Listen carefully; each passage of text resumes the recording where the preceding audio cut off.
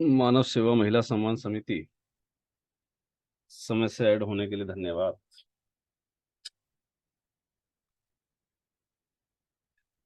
चलिए जी, कल वाले प्रोजेक्ट की कुछ तैयारी की है आपने?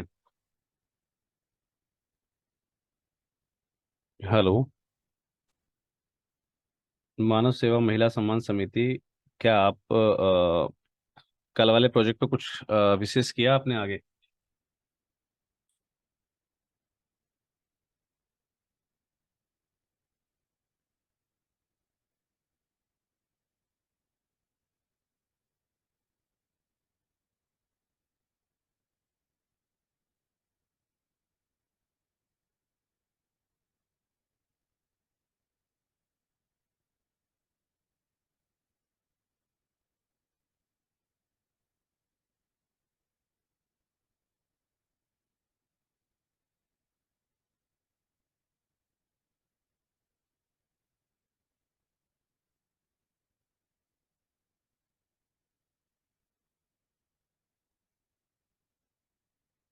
मेरी वॉइस आ रही है सभी को? यस दादा। चलिए जी। मानव सेवा महिला सम्मान समिति, आपको वॉइस नहीं आ रही सर?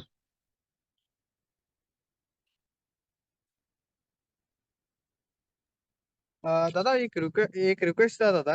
हम्म। सभी लोगों को एक बार फेसबुक पे नेशनल इंडियो फेडरेशन का एक बार पेज सभी दिखा के शेयर वगैरह करने का हैशटैग करने का एक बार सिखा के दे दो। वैसे कई बार करवाया जा चुका है दादा। फिर नहीं करवा ये दिया जाएगा। ये सेक्शन में दादा एक 5 मिनट के लिए लास्ट डे। हाँ, कोई दिक्कत नहीं। हाँ लास्ट दादा। करवा दिया जाएगा, कोई दिक्कत नहीं। ओके दादा। आज बहुत कम पार्टिसिपेंट जुड़े हुए हैं, क्या बात है? शायद जुड़ते होंगे दादा। चलिए कोई नहीं, जब जुड़ेंगे तब जुड़ते रहेंगे। कल हम मोबाइल वैन प्रोजेक्ट पर थे ना? यस दादा। जी। आगे किसी ने होमवर्क किया कुछ? नहीं दादा। किसी ने कोई होमवर्क नहीं किया? नहीं दादा। फिर फायदा क्या सीखने सिखाने का? क्यों हम अपना और दूसरों का समय वेस्ट कर रहे हैं? राइट। हाँ दादा।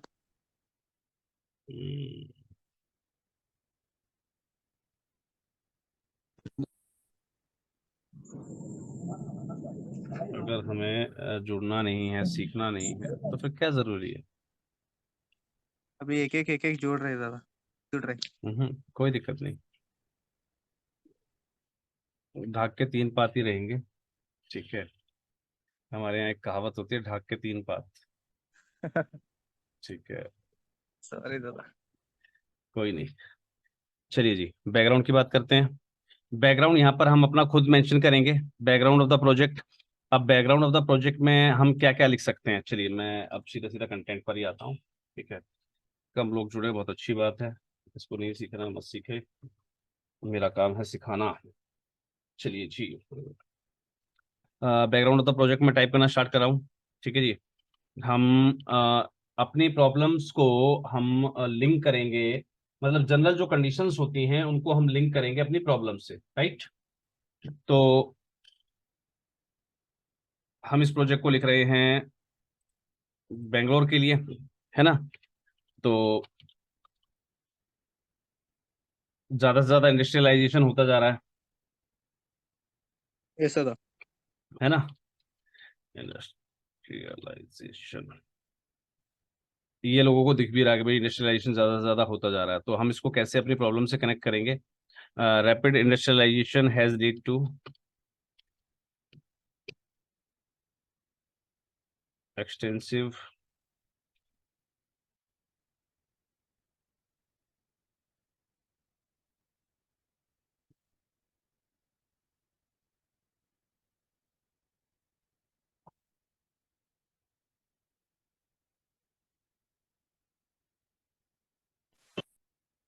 has led to urbanization in the metropolitan cities.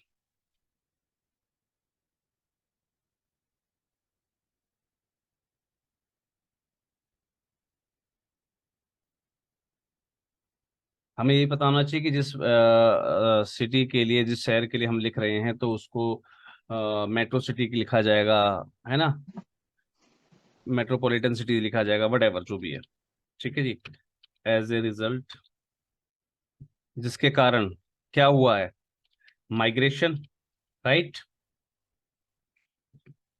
As a result, migration from remote and rural areas to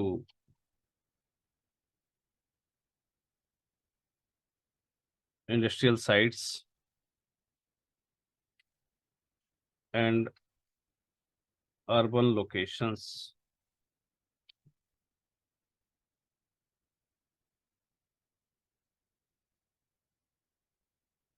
in search of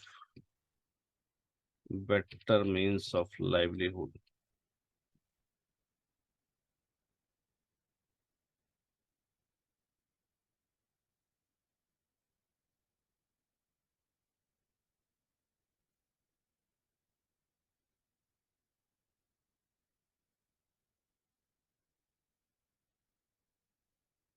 And income has become a trend.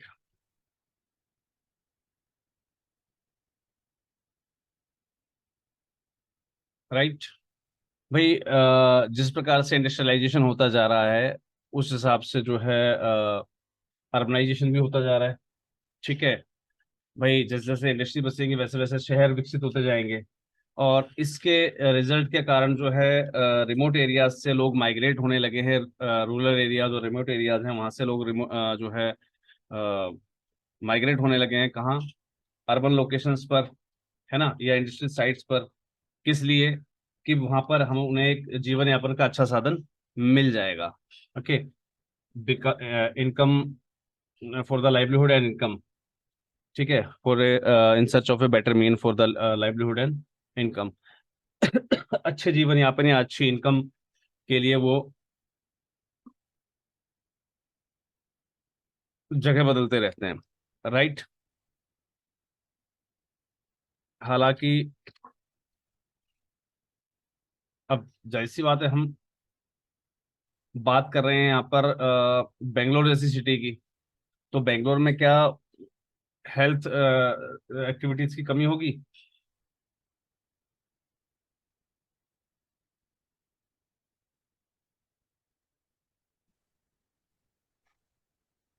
क्यों जी? नहीं दादा। क्या बेंगलोर जैसी जगह में हेल्थ रिलेटेड एक्टिविटीज की जरूरत पड़ सकती है? यस दादा। पड़ सकती है। यस दादा। हालांकि भाई जब इतनी बड़ी सिटी है, तो वहां पर हेल्थ की व्यवस्थाएं भी होंगी, सरकारी अस्पताल वगैरह बहुत सारी चीज होंगी, राइट।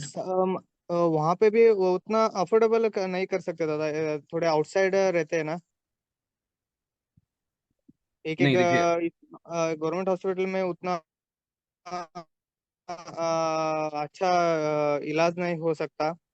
प्लस उनको बड़े हॉस्पिटल्स को जाना पड़ता है। देखिए अब मैं यहाँ पर बता रहा हूँ आपको, मैंने यहाँ पर लोकेशन क्या दी है। सबसे बड़ी चीज, लोकेशन इंडस्ट्रियल साइट्स के आसपास, हाँ। नेशनल और स्टेट हाईवे जहाँ हूँ, वहां ओके। तो व्यवस्थाएं होंगी ना। हाँ हाँ हाँ। यस दादा। इंडस्ट्रीज होंगी तो वहां पर भाई अस्पताल भी बनेगा, हाँ दादा। है ना। फिर हाँ। भी हमें वहां पर जो है ये चाहिए, medical van unit, unit van. ठीक है, तो हम इसको कैसे कनेक्ट करेंगे? हालांकि मेट्रोपोलियन सिटीज में, metropolitan cities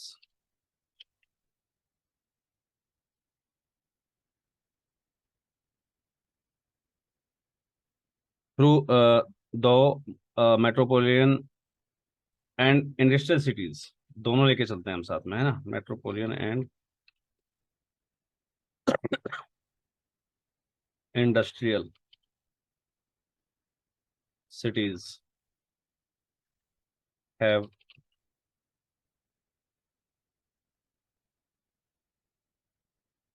plenitude of opportunities, right? Have plenitude of opportunities to for all to earn, yet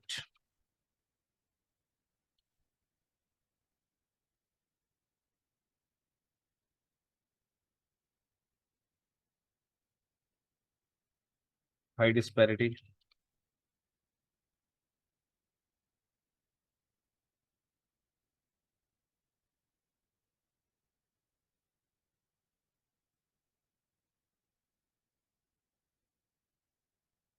between rich and poor is also visible.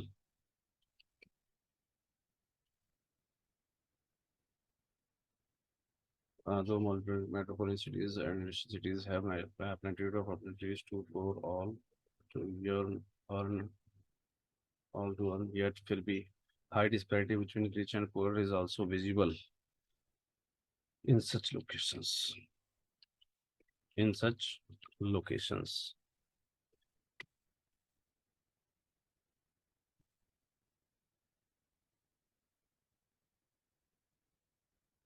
As majority of migrant population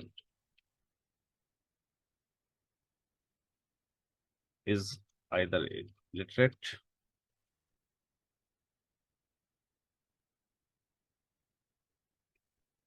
or unskilled or both, right?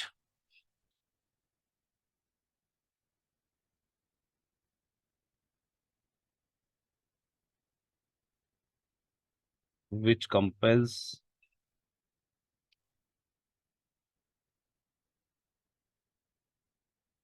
them to compromise on various issues like lodging and feeding, right? ये हमने यहाँ पर connectivity कर दी।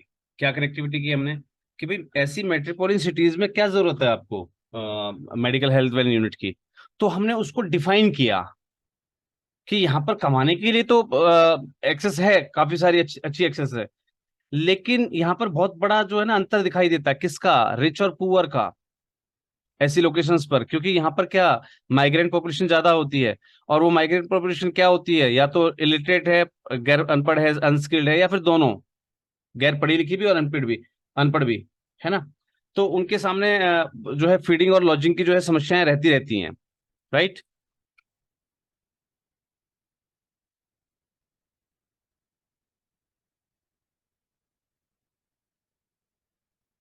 Genesis समझते हैं आप, बताया था जेनेसिस क्या होता है।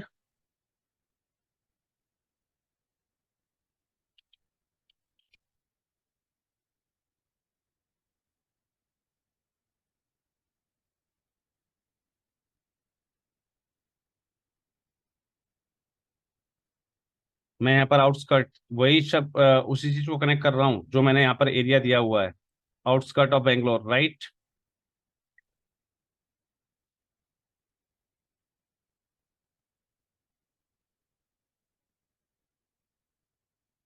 Outskirts of industrial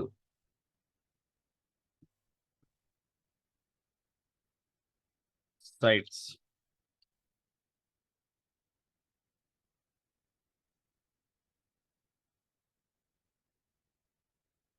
such settlements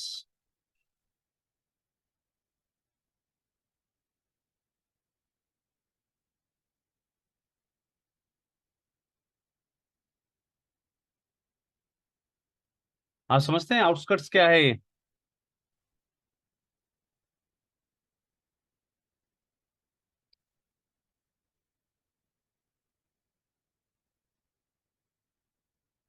कोई भी बोल ही नहीं रहा, सब कॉपी करने में लगे हुए हैं। आउटस्कर्ट्स क्या होता है पता है, यस और नो, यस और नो। नो दादा। नहीं पता।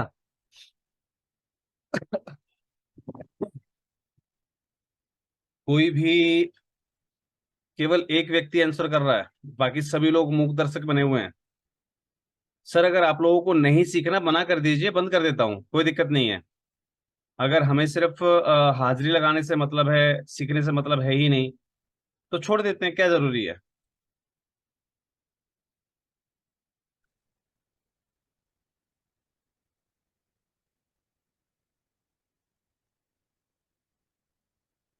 3 लोगों का जवाब आया, 7 लोग हैं हम।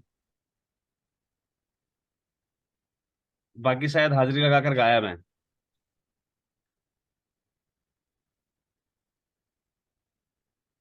आउटस्कर्ट, सरहद।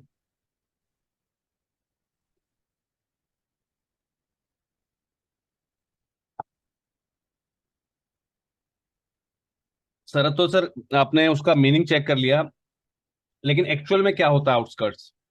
आउटस्कर्ट्स क्या होते हैं, जैसे कहीं भी जब इंडस्ट्रियल एरिया बनता है ना, तो उसके उससे बाहर, उसकी सीमा से बाहर झुग्गी झोपड़ियां बस जाती काफी सारी, राइट? जहां पर इन इंडस्ट्रियल वेस्ट को लोग रिफाइन करते रहते हैं। जैसे जो है कूड़ा वगैरह इकट्ठा करते हैं जो लोग, है ना। मोस्टली आप देखेंगे कि इंडस्ट्रियल एरिया के आसपास इस प्रकार के कबाड़ियों की दुकानें, झुग्गी झोपड़ियां, ये इस टाइप के बहुत सारा जो है ना वो आबादी बस जाती है इस प्रकार की। क्योंकि उनको लगता है भाई गांव में पड़े थे, खाली थे, ठीक है, वहां आ गए, वहां कूड़ा बीन लेंगे, लोहा लंगड़ बहुत सारी चीजें हो जाती हैं जो उनका सोर्स ऑफ मीन बन जाता है, ठीक है। तो इस प्रकार से इसको कहा जाता है आउटस्कर्ट्स। और ये जो सेटलमेंट्स होते हैं, यानी कि ये लोग जो आसपास आके बस जाते हैं, ये इलीगल होता है। पता है आपको ऑलरेडी कि ये सारी चीज जो है, तो ये जो सेटलमेंट्स होते हैं, ये इलीगल होते हैं, है ना। और ये इक्विप्ड नहीं होते हैं। इक्विप्ड का मतलब किसी भी संसाधन से परि, परिपूर्ण नहीं होते हैं। किससे? With basic infrastructure facilities,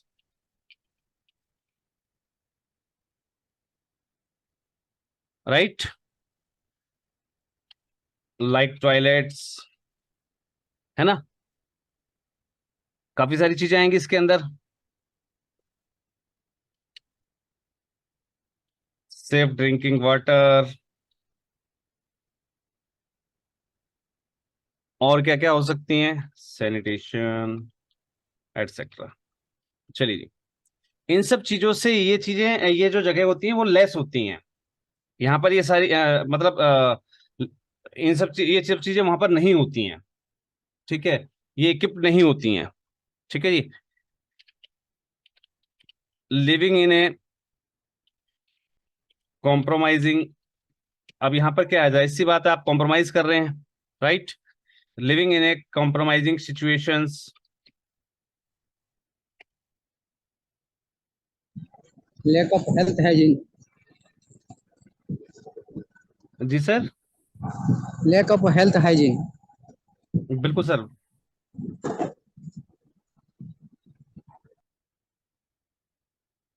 living in a compromising situation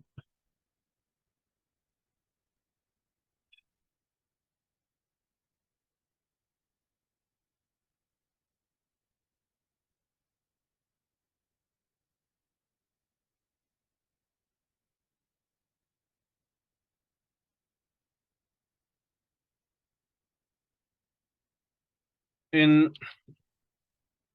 सब human conditions,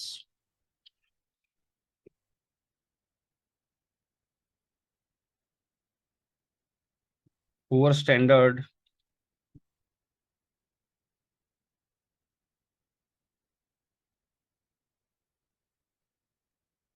and lack of basic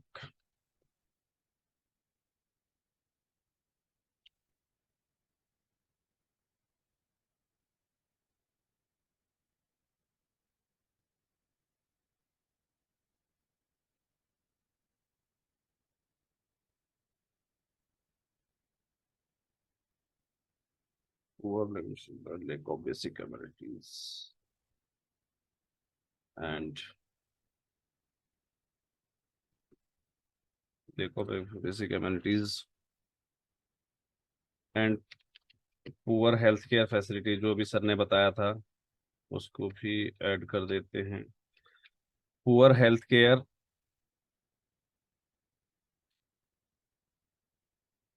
facilities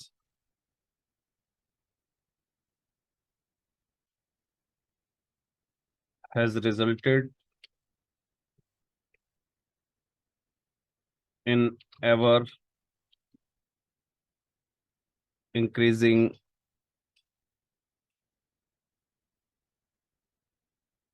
incidences of diseases, diseases, DISEASES, yes, diseases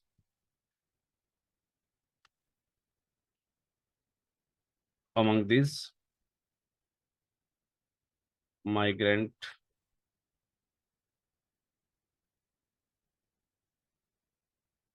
people. अब इस प्रकार की जो कंडीशन होती है, इस प्रकार के जो सेटलमेंट्स होते हैं, जो इक्विप नहीं होते, इलीगल होते हैं, यहाँ पर बेसिक इंफ्रास्ट्रक्चर नहीं होता, toilet, safe drinking water, sanitation, ये सब चीजें नहीं होती हैं, तो इस प्रकार की एक सब ह्यूमन कंडीशन में कॉम्प्रोमाइज करना, रहना, इस पुअर स्टैंडर्ड की जो लिविंग होती है, लेक ऑफ बेसिक एमिनिटीज जो होता है, और बेसिक जो है पुअर हेल्थ केयर फैसिलिटीज जो होती हैं, वो कहीं ना कहीं इन माइग्रेंट पीपल के बीच में डिजीजेस यानी कि जो बीमारियां हैं उनके इंसिडेंट्स को बढ़ावा देती हैं, right?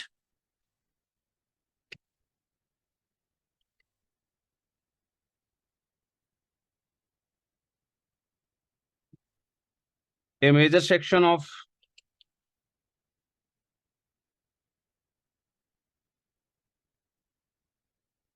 migrant working class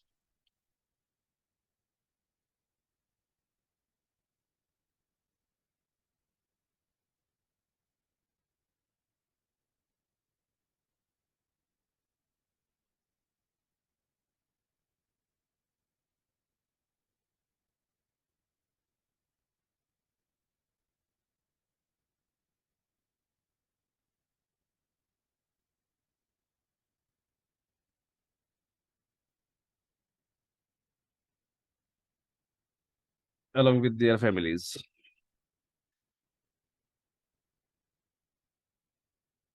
are living unhealthy.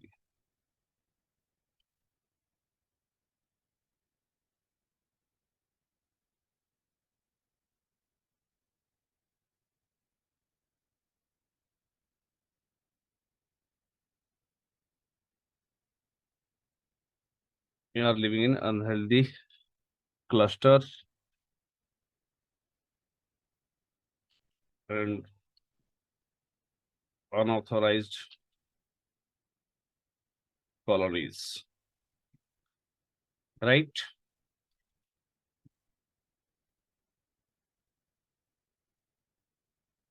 Being settled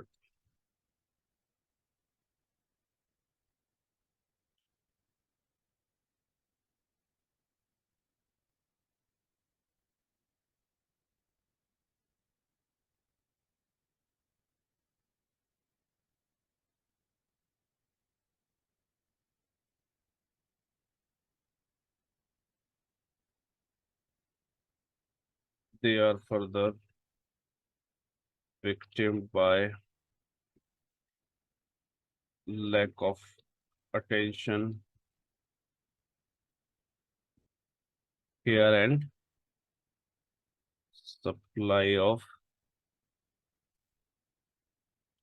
basic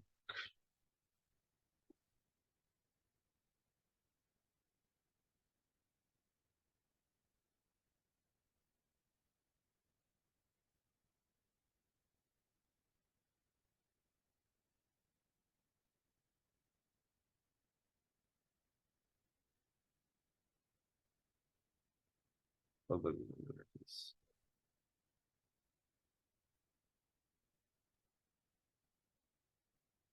right भाई, इसमें से बहुत सारे जो माइग्रेंट्स हैं वो इस प्रकार के अनऑथराइज जो कॉलोनीज होते हैं या लोकेशंस होती हैं वहां पर रहते हैं, और वो कहीं ना कहीं सप्लाई ऑफ बेसिक अमेनिटीज जो रहती है, जो मूलभूत सुविधाओं की जो आपूर्ति रहती है, उससे भी वो लोग दूर रहते हैं, है ना, वहां हो ही नहीं पाती है।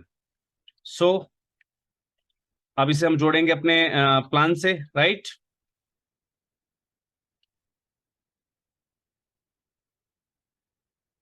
Considering right to life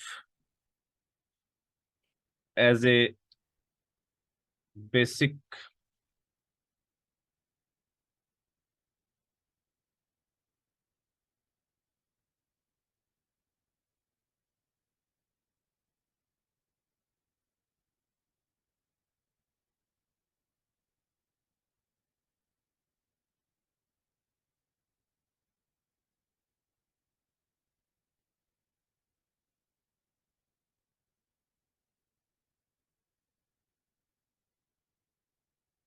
one should take up to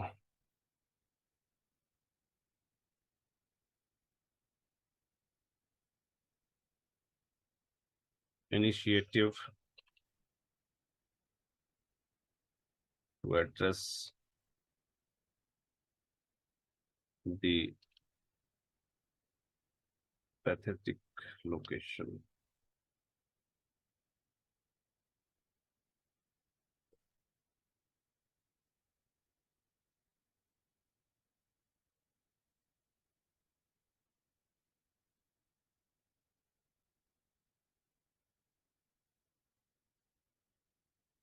of these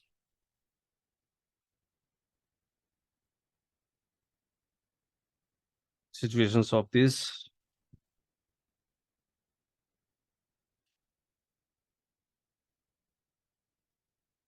populations.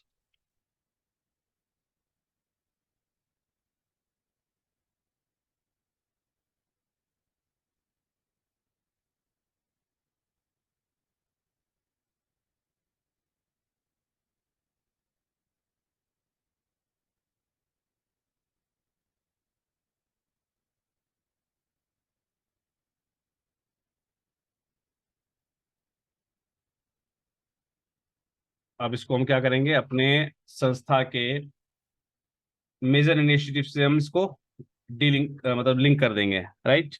So as a major initiative of organization attempted to survey such locations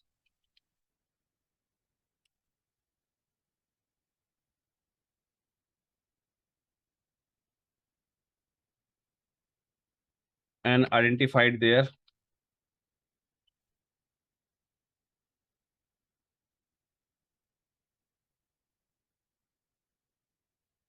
immediate needs।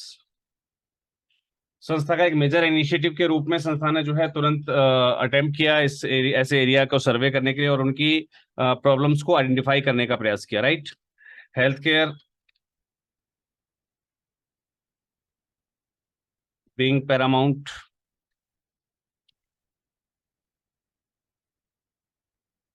was taken up seriously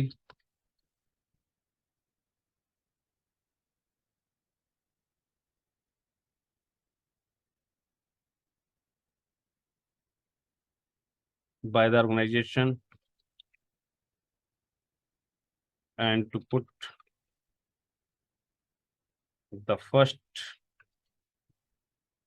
foot towards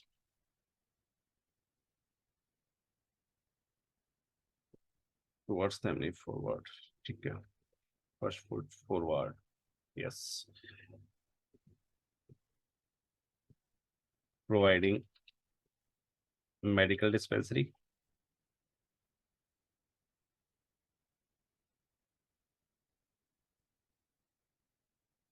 to the underserved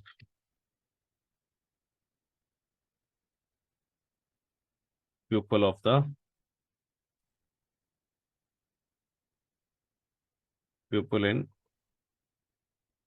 remotely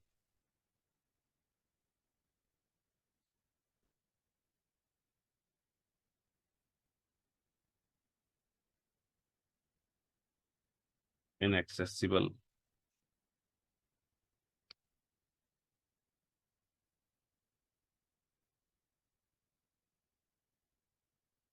right।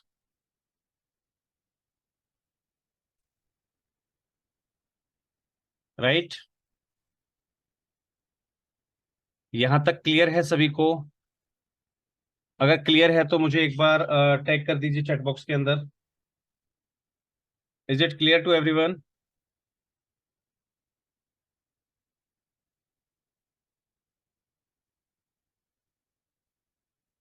चलिए, अब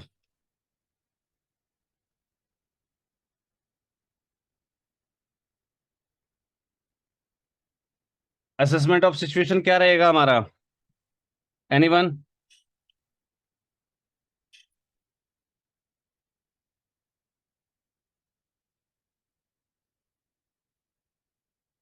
anyone? Assessment of situation क्या रहेगा भाई हमारा?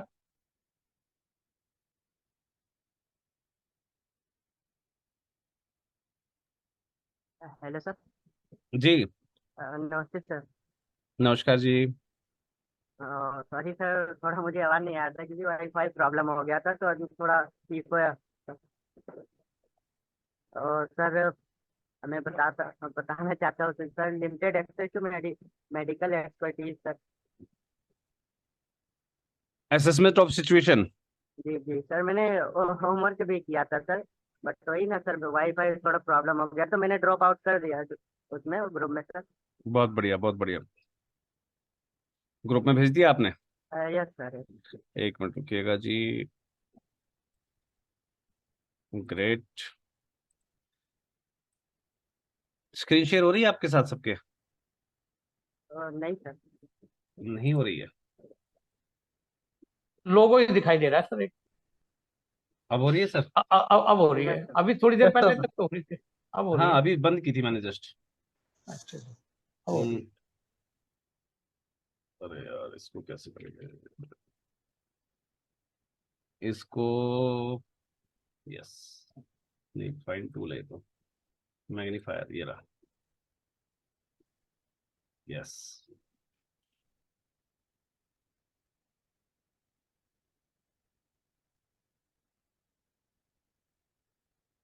Very good very good.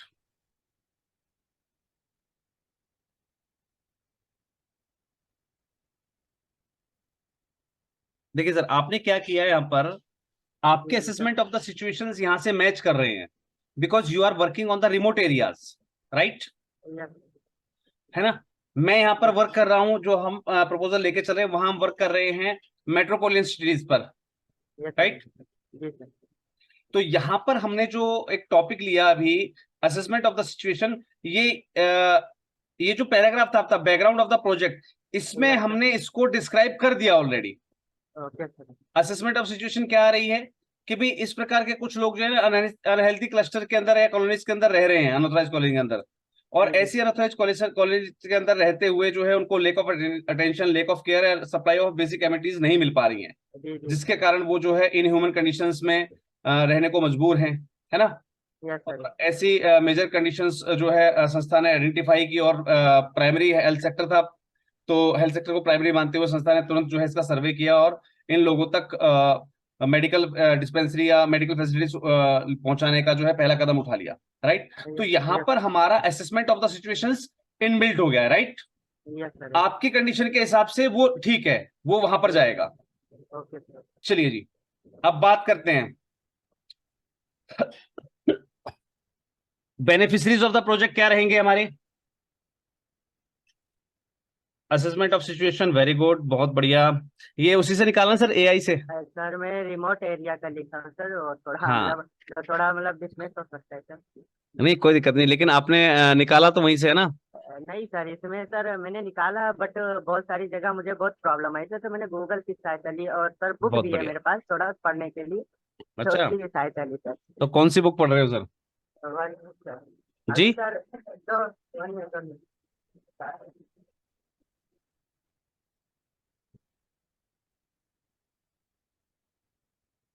Sir नवीस प्रकाशन की है, यानी HIS लिखा हुआ है सर, दो 2 दिन पहले अभी मंगाए सर। तो उसमें क्या है? सर हैंड बुक है NGO के लिए sir.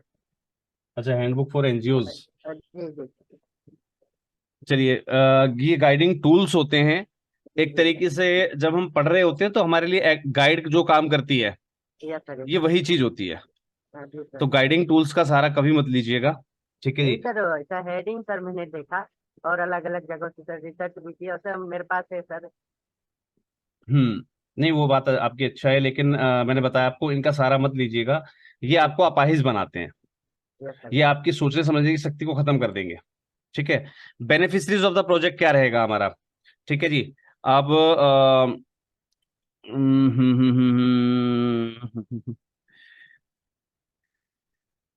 Being a service oriented project, हमारा ये सर्विस ओरिएंटेड प्रोजेक्ट रहेगा, राइट? हेल्थ केयर सर्विस दे रहे हैं हम इसके अंदर, ठीक है जी? we proposed to address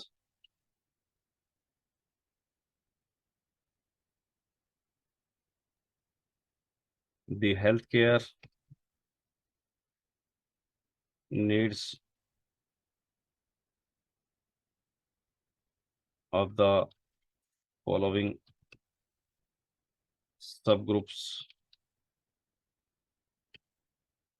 of the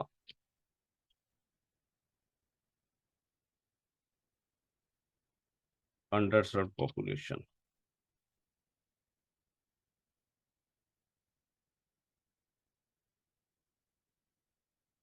right इसके अंदर हम जो है टैगिंग कर सकते हैं point wise, sorry yes, woman, मैंने बताया ना आपको कि जब हम इंट्रोडक्शन का सेशन ले रहे होते हैं तो वहां तक ये छोटी सी लाइन ठीक रहती है जब हम एक शॉर्ट डिस्क्रिप्शन के अंदर होते हैं, लेकिन अब मैंने आपको बताया था कि यहाँ पर हम डिटेल डिस्क्रिप्शन के अंदर जा रहे हैं, तो डिटेल डिस्क्रिप्शन को हमें थोड़ा सा डिटेल भी करना पड़ेगा, राइट? तो मैं इसको जो है यहाँ पर बढ़ा रहा हूं। आपने अंडरप्रिविलेज लिख दिया है ना, या आपने जो है रिमोट एरियाज के लिए लिख दिया, लेकिन रिमोट एरियाज में क्या क्या है, महिलाएं भी हैं, है ना? अगर मैं उसको अलग अलग कर दूं तो, है ना? तो यहां पर हमने क्या किया, सिर्फ वही चीज की है मैंने, सब कुछ सेम है, सिर्फ मैंने शब्दों को बढ़ाना सीखा है। एंड लैक्टिंग मदर्स, ठीक है, वुमेन्स हो गया। अब आपने डायरेक्टली उसमें क्या दिया था, पूरी कम्युनिटी, ठीक है, मैंने उस कम्युनिटी में ग्रुप्स छांट दिए, ठीक है जी। Adolescent girls,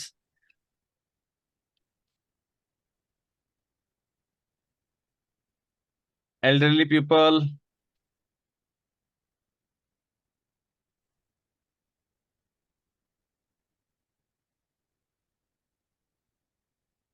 right? आप इसको माइग्रेंट कहें, आप इसको कुछ भी कहें, वो शब्द वहां भी पूरे हो रहे हैं, लेकिन मैंने क्या किया, सिर्फ अपने शब्दों को बढ़ा दिया, और गलत भी नहीं है शब्द कोई भी। भाई हम वुमेन्स को, इन्फेंट चिल्ड्रंस को, एडोलसेंट गर्ल्स को, एल्डरली पीपल को और इंडस्ट्रियल लेबर को हम जो है बेनिफिशियरीज बनाना चाह रहे हैं प्रोजेक्ट का। अब मैं सिर्फ इंडस्ट्रियल लेबर लिख देता तब क्या ये सारी चीज कंप्लीट नहीं होती? तब भी होती। मैं इसको unreserved category of this society लिख देता तब क्या पूरी नहीं होती? तब भी पूरी होती। लेकिन मैंने क्या किया, सिर्फ क्योंकि हम डिटेल डिस्क्रिप्शन के अंदर हैं, देखिए यहां पर हमने बताया था आपको कि प्रोजेक्ट डिस्क्रिप्शन, डिस्क्रिप्शन का मतलब है डिटेल्ड, राइट? तो हम डिटेल डिस्क्रिप्शन के अंदर गए हैं, तो डिटेल डिस्क्रिप्शन हमें क्या करना है, सिर्फ लाइनों को बढ़ा देना है, राइट? चलिए जी, ब्रॉड ऑब्जेक्टिव, बाकी आपने जो लिखा बहुत बढ़िया लिखा हुआ है, ठीक है जी। और खैर कहीं से भी, एनी हाउ कहीं से भी आपने पूरा किया हो, लेकिन आपने बहुत ही अच्छा पूरा किया है, बहुत ही बढ़िया किया है, बहुत शानदार किया है। बात हो बिल्कुल, माइलस्टोन में सर मुझे दिक्कत आ रही थी सर, उसे एक्सप्लेन कर देंगे थोड़ा तो?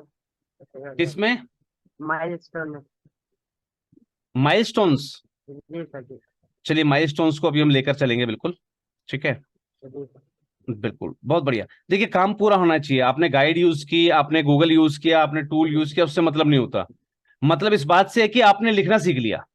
कल से सर हेडिंग जो है अलग अलग है सर, कल जो दिया था इसमें हेडिंग सर अलग अलग है।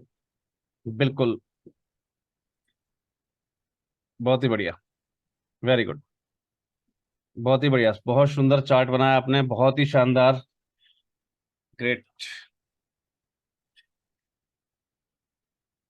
लेकिन इसको ना देखें, जैसे आपने यहाँ पर एक गलती की है, बताऊं? जी जी प्रोजेक्ट एडवाइजरी कमेटी बनाने के लिए 3 महीने का समय लग गया सर। सर, ऐसा सोच के सर ऐसा कर दी। आपने अपने मन से कर दिया ना इसको, जी जी सर। ठीक है, इतना नहीं होना चाहिए। हमने 1 महीने के अंदर एडवाइजरी कमेटी बनानी है, अगले महीने के अंदर हमारा जो है अपॉइंटमेंट ऑफ पर्सन हो जाना चाहिए, ओके सर। राइट? राइट। अगर हम 9वें महीने तक प्रोजेक्ट में अपॉइंटमेंट ही लेते रहेंगे तो हम काम कितने महीने कर पाए फिर एक्चुअल रूप से? 3 महीने। 3 महीने ना। जी। बात समझे? तो ये चार्ट बनाने के लिए थोड़ा सा आपको ना मतलब सोचना पड़ेगा इन चीजों को। बेसलाइन सर्वे 45 दिन से लेकर 60 दिन या 90 दिन लास्ट होता है, ठीक है, यहां तक आपका। ठीक है जी।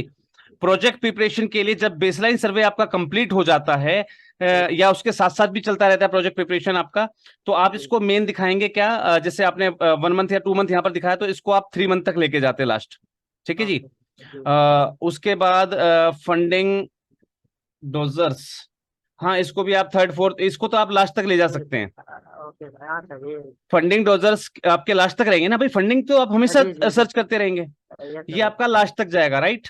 Right. Formation of project advisory, ये आपका जैसे ही प्रोजेक्ट आपने लिखा, ठीक जी। है, तो इम्प्लीमेंट करना स्टार्ट कर देते हैं हम प्रोजेक्ट लिखने के बाद। तो तीसरे महीने में आपका project formation of the project advisory committee आ जाएगा। तीसरे उसके बाद तीसरे महीने में ही, तीसरे और चौथे महीने में आपका जो है तीसरा अप्रूव प्रोजेक्ट प्लान लग जाएगा आपका तीसरे महीने में ही। ठीक है जी। अपॉइंटमेंट ऑफ पर्सन चला जाएगा आपका तीसरा और चौथा में। ठीक है जी। तीसरा और चौथा में अपॉइंटमेंट चला जाएगा आपका। उसके बाद आएगा स्पॉन्सरिंग टू ट्रेनिंग प्रोग्राम्स चौथे महीने में और 5वें महीने में ही। ठीक है जी। और ये कंटिन्यूअस ट्रेनिंग तो क्या होती है, एक कंटिन्यूअस प्रोसेस भी होता है, तो आप चाहें तो इसको 3 महीने के बाद गैपिंग में फिर दिखा सकते हैं एक बार। यहाँ पर ये 2 महीने कर दिए, फिर 3 महीने का गैप देकर आप इसको लगा सकते हैं, या फिर इसको आप लगातार भी लगा सकते हैं, कोई दिक्कत नहीं आएगी। ठीक है, सिर्फ इसको sponsoring to training programs, right. Health camps, health camps आपके थ्रू आउट द ईयर चलने चाहिए। वैसे यहां पर आप ऑलरेडी वर्क कर रहे थे, यहाँ पे कुछ ना कुछ वर्क दिखाना पड़ेगा आपको। अब आपका बजट आप ले रहे हैं 1 साल का, लेकिन सर्विस कितने महीने दे रहे हैं? 7 महीने, राइट। 5वें महीने से लेकर 12वें महीने तक, तो गलत हुआ ना ये तो, है ना। तो सर्विस हमारी पूरे 12 महीने चलनी चाहिए। हमारा हेल्थ कैंप का प्रोजेक्ट तो 12 महीने हेल्थ कैंप चलना चाहिए। ठीक है, तो हम यहाँ पर क्या सर्विस दे रहे थे, जैसे मैंने अपने प्रोजेक्ट में क्या लिखा कि हमने इस एरिया के अंदर जो है डिस्पेंसरी दे दी, है ना। प्राइमरी हेल्थ सेक्टर मानते हुए हमने इस एरिया के अंदर डिस्पेंसरी दे दी, राइट, है ना। हमने पहला कदम उठाया कि हमने यहाँ पर डिस्पेंसरी, यानी कि हमने अपनी सर्विसेज को पहले दिन से स्टार्ट कर दिया। तो प्रोजेक्ट जब हम लेते हैं तो पूरे 12 महीने काम करके दिखाना होता है हमें। ठीक है जी। सैनिटेशन प्रोग्राम्स आप यहां से ले सकते हैं पहले दिन से, क्योंकि सैनिटेशन के बारे में आप तो लोगों को अवेयर भी करते जा रहे हैं साथ साथ। ठीक है। हेल्थ केयर एंड सैनिटेशन भी पूरा आ जाएगा 12 महीने तक। अवेयरनेस प्रोग्राम भी पूरा 12 महीने आ जाएगा। न्यूट्रिशन प्रोग्राम भी 12 महीने आ जाएगा। इम्यूनेशन प्रोग्राम भी 12 महीने आ जाएगा, राइट। ठीक है जी। इवेल्युएशन के लिए आप करेंगे 3-3 महीने का गैप, यहां लास्ट में नहीं देना है।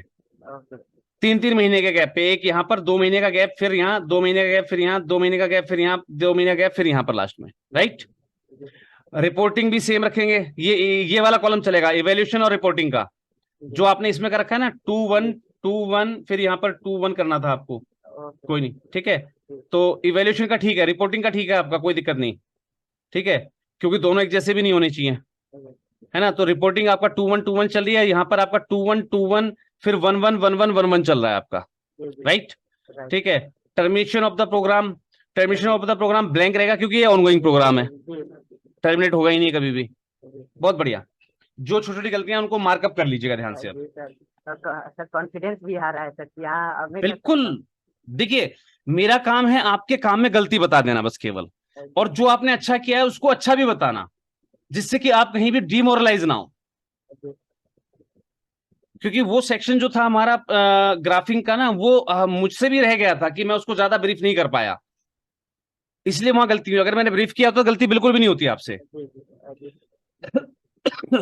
चलिए जी, हम चलते हैं अपने किसकी ओर, ऑब्जेक्टिव्स की ओर। ऑब्जेक्टिव्स आपने बहुत शानदार लिखे हैं सर, कोई दिक्कत वाली बात नहीं।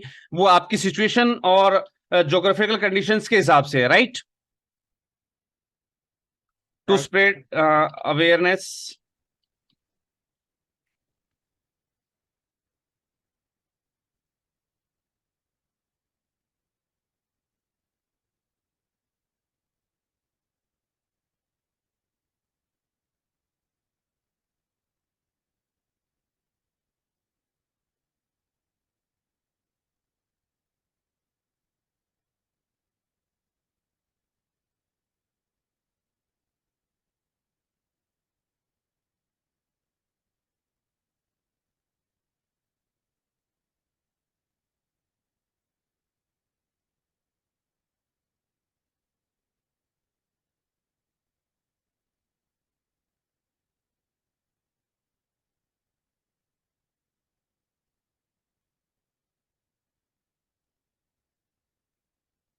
healthcare facilities.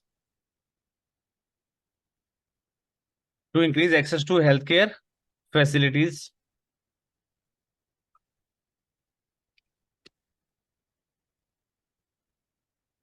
To promote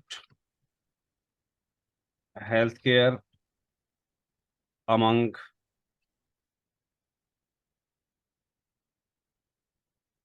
people living in rural places, remote areas where medical facilities are not easily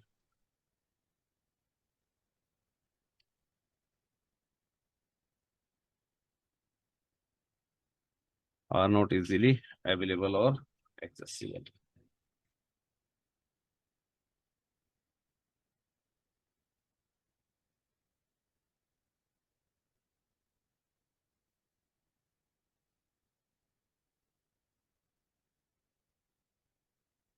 Increase access to healthcare facilities among underserved population.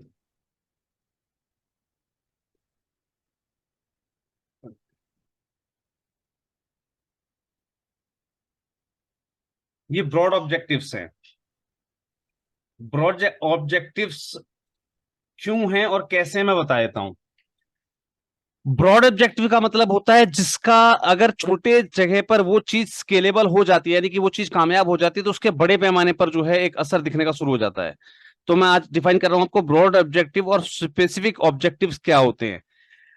हम काम कहां कर रहे हैं, हमारा प्रोजेक्ट हम कहां के लिए लिख रहे हैं? भाई जवाब दीजिए, अपने आप को अनम्यूट कीजिए प्लीज। इंडस्ट्रियल एरिया तो था। इंडस्ट्रियल एरिया बेंगलोर के लिए, हेल्थ में राइट। हम अपना प्रोजेक्ट लिख रहे हैं इंडस्ट्रियल एरिया बेंगलोर के लिए, लेकिन मैंने यहां पर क्या लिखा, इन द कंट्री। क्या हम पूरी कंट्री में काम कर रहे हैं? नहीं ना। नहीं। ये क्या है, हमारा ब्रॉड ऑब्जेक्टिव है क्या।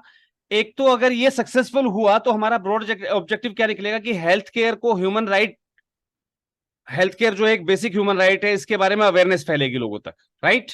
या उसको फैलाना भी हमारा ऑब्जेक्टिव है, ठीक है। लोगों के बीच में हेल्थ केयर प्रिवेंशन और क्यूरेबल हेल्थ केयर इश्यूज को लेकर अवेयरनेस फैलाना हमारा जो है ऑब्जेक्टिव है। हेल्थ केयर फैसिलिटीज को अनडिजर्व पॉपुलेशन तक पहुंचाना या इसको बढ़ावा देना पूरी कंट्री के अंदर, ये हमारा ब्रॉड ऑब्जेक्टिव है, right. To promote health care among people living in rural places. हम क्या रूरल प्लेसेस में काम कर रहे हैं? नहीं, बेंगलोर में। लेकिन जो भी रूरल प्लेसेस हैं, रिमोट एरियाज हैं, जहां तक फैसिलिटीज या तो अवेलेबल नहीं है या फिर एक्सेसिबल नहीं है, वहां तक इनको प्रमोट करना, ये है हमारे ब्रॉड ऑब्जेक्टिव्स। अब स्पेसिफिक ऑब्जेक्टिव्स क्या होते हैं? जो आपके स्पेसिफिक प्रोजेक्ट लोकेशन से जुड़े हुए होते हैं, राइट। अब स्पेसिफिक प्रोजेक्ट लोकेशन से जुड़े हुए हमारे ऑब्जेक्टिव्स क्या रहेंगे यहां पर, उस पर भी आ जाते हैं फटाफट। चलिए जी।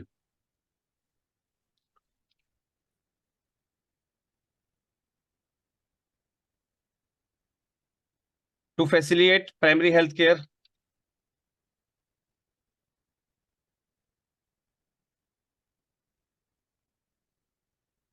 facilities to the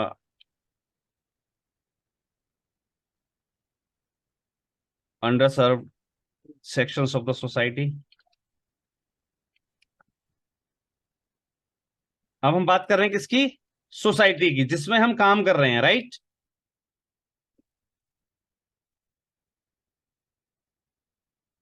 second objective क्या बनेगा हमारा यहां पर?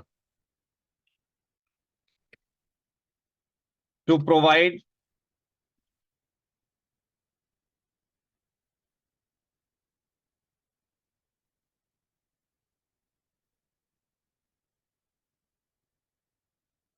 To provide curative health care on regular basis, right.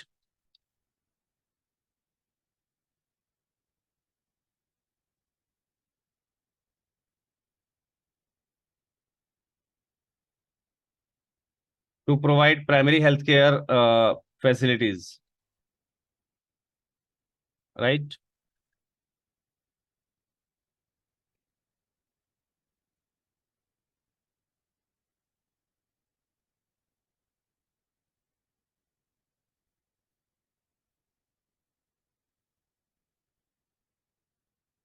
To create health awareness through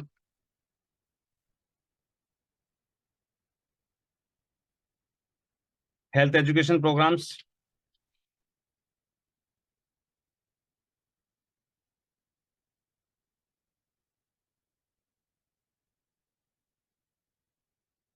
right? और क्या बन सकता है हमारा? एनीवन? और क्या क्या हो सकता है हमारा स्पेसिफिक ऑब्जेक्ट?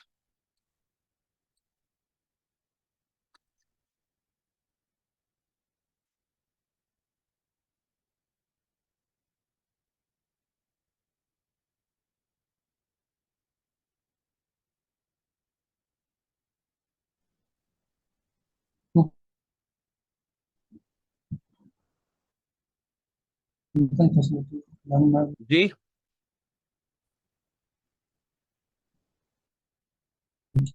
क्या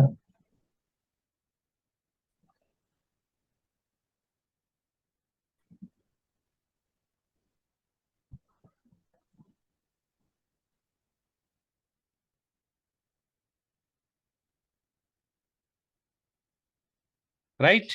To provide medical facilities to the outskirt population of the targeted area. 4 से 5 हो गए हमारे, पर्याप्त है। चलिए बढ़ते हैं। Duration of the project, duration कितना है? हमेशा कितना बताया जाता है ड्यूरेशन आपका? 1 year है ना? Total duration of the project will be 1 year, depending upon the successful depending upon the success of the proposed intervention, the project will continue in the जो है consecutive years, right?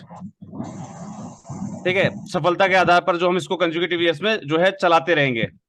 हो जाएगा? हो जाएगा भाई कि नहीं? हो जाएगा। इम्प्लीमेंटेशन स्ट्रेटेजी क्या रहेंगी हमारी?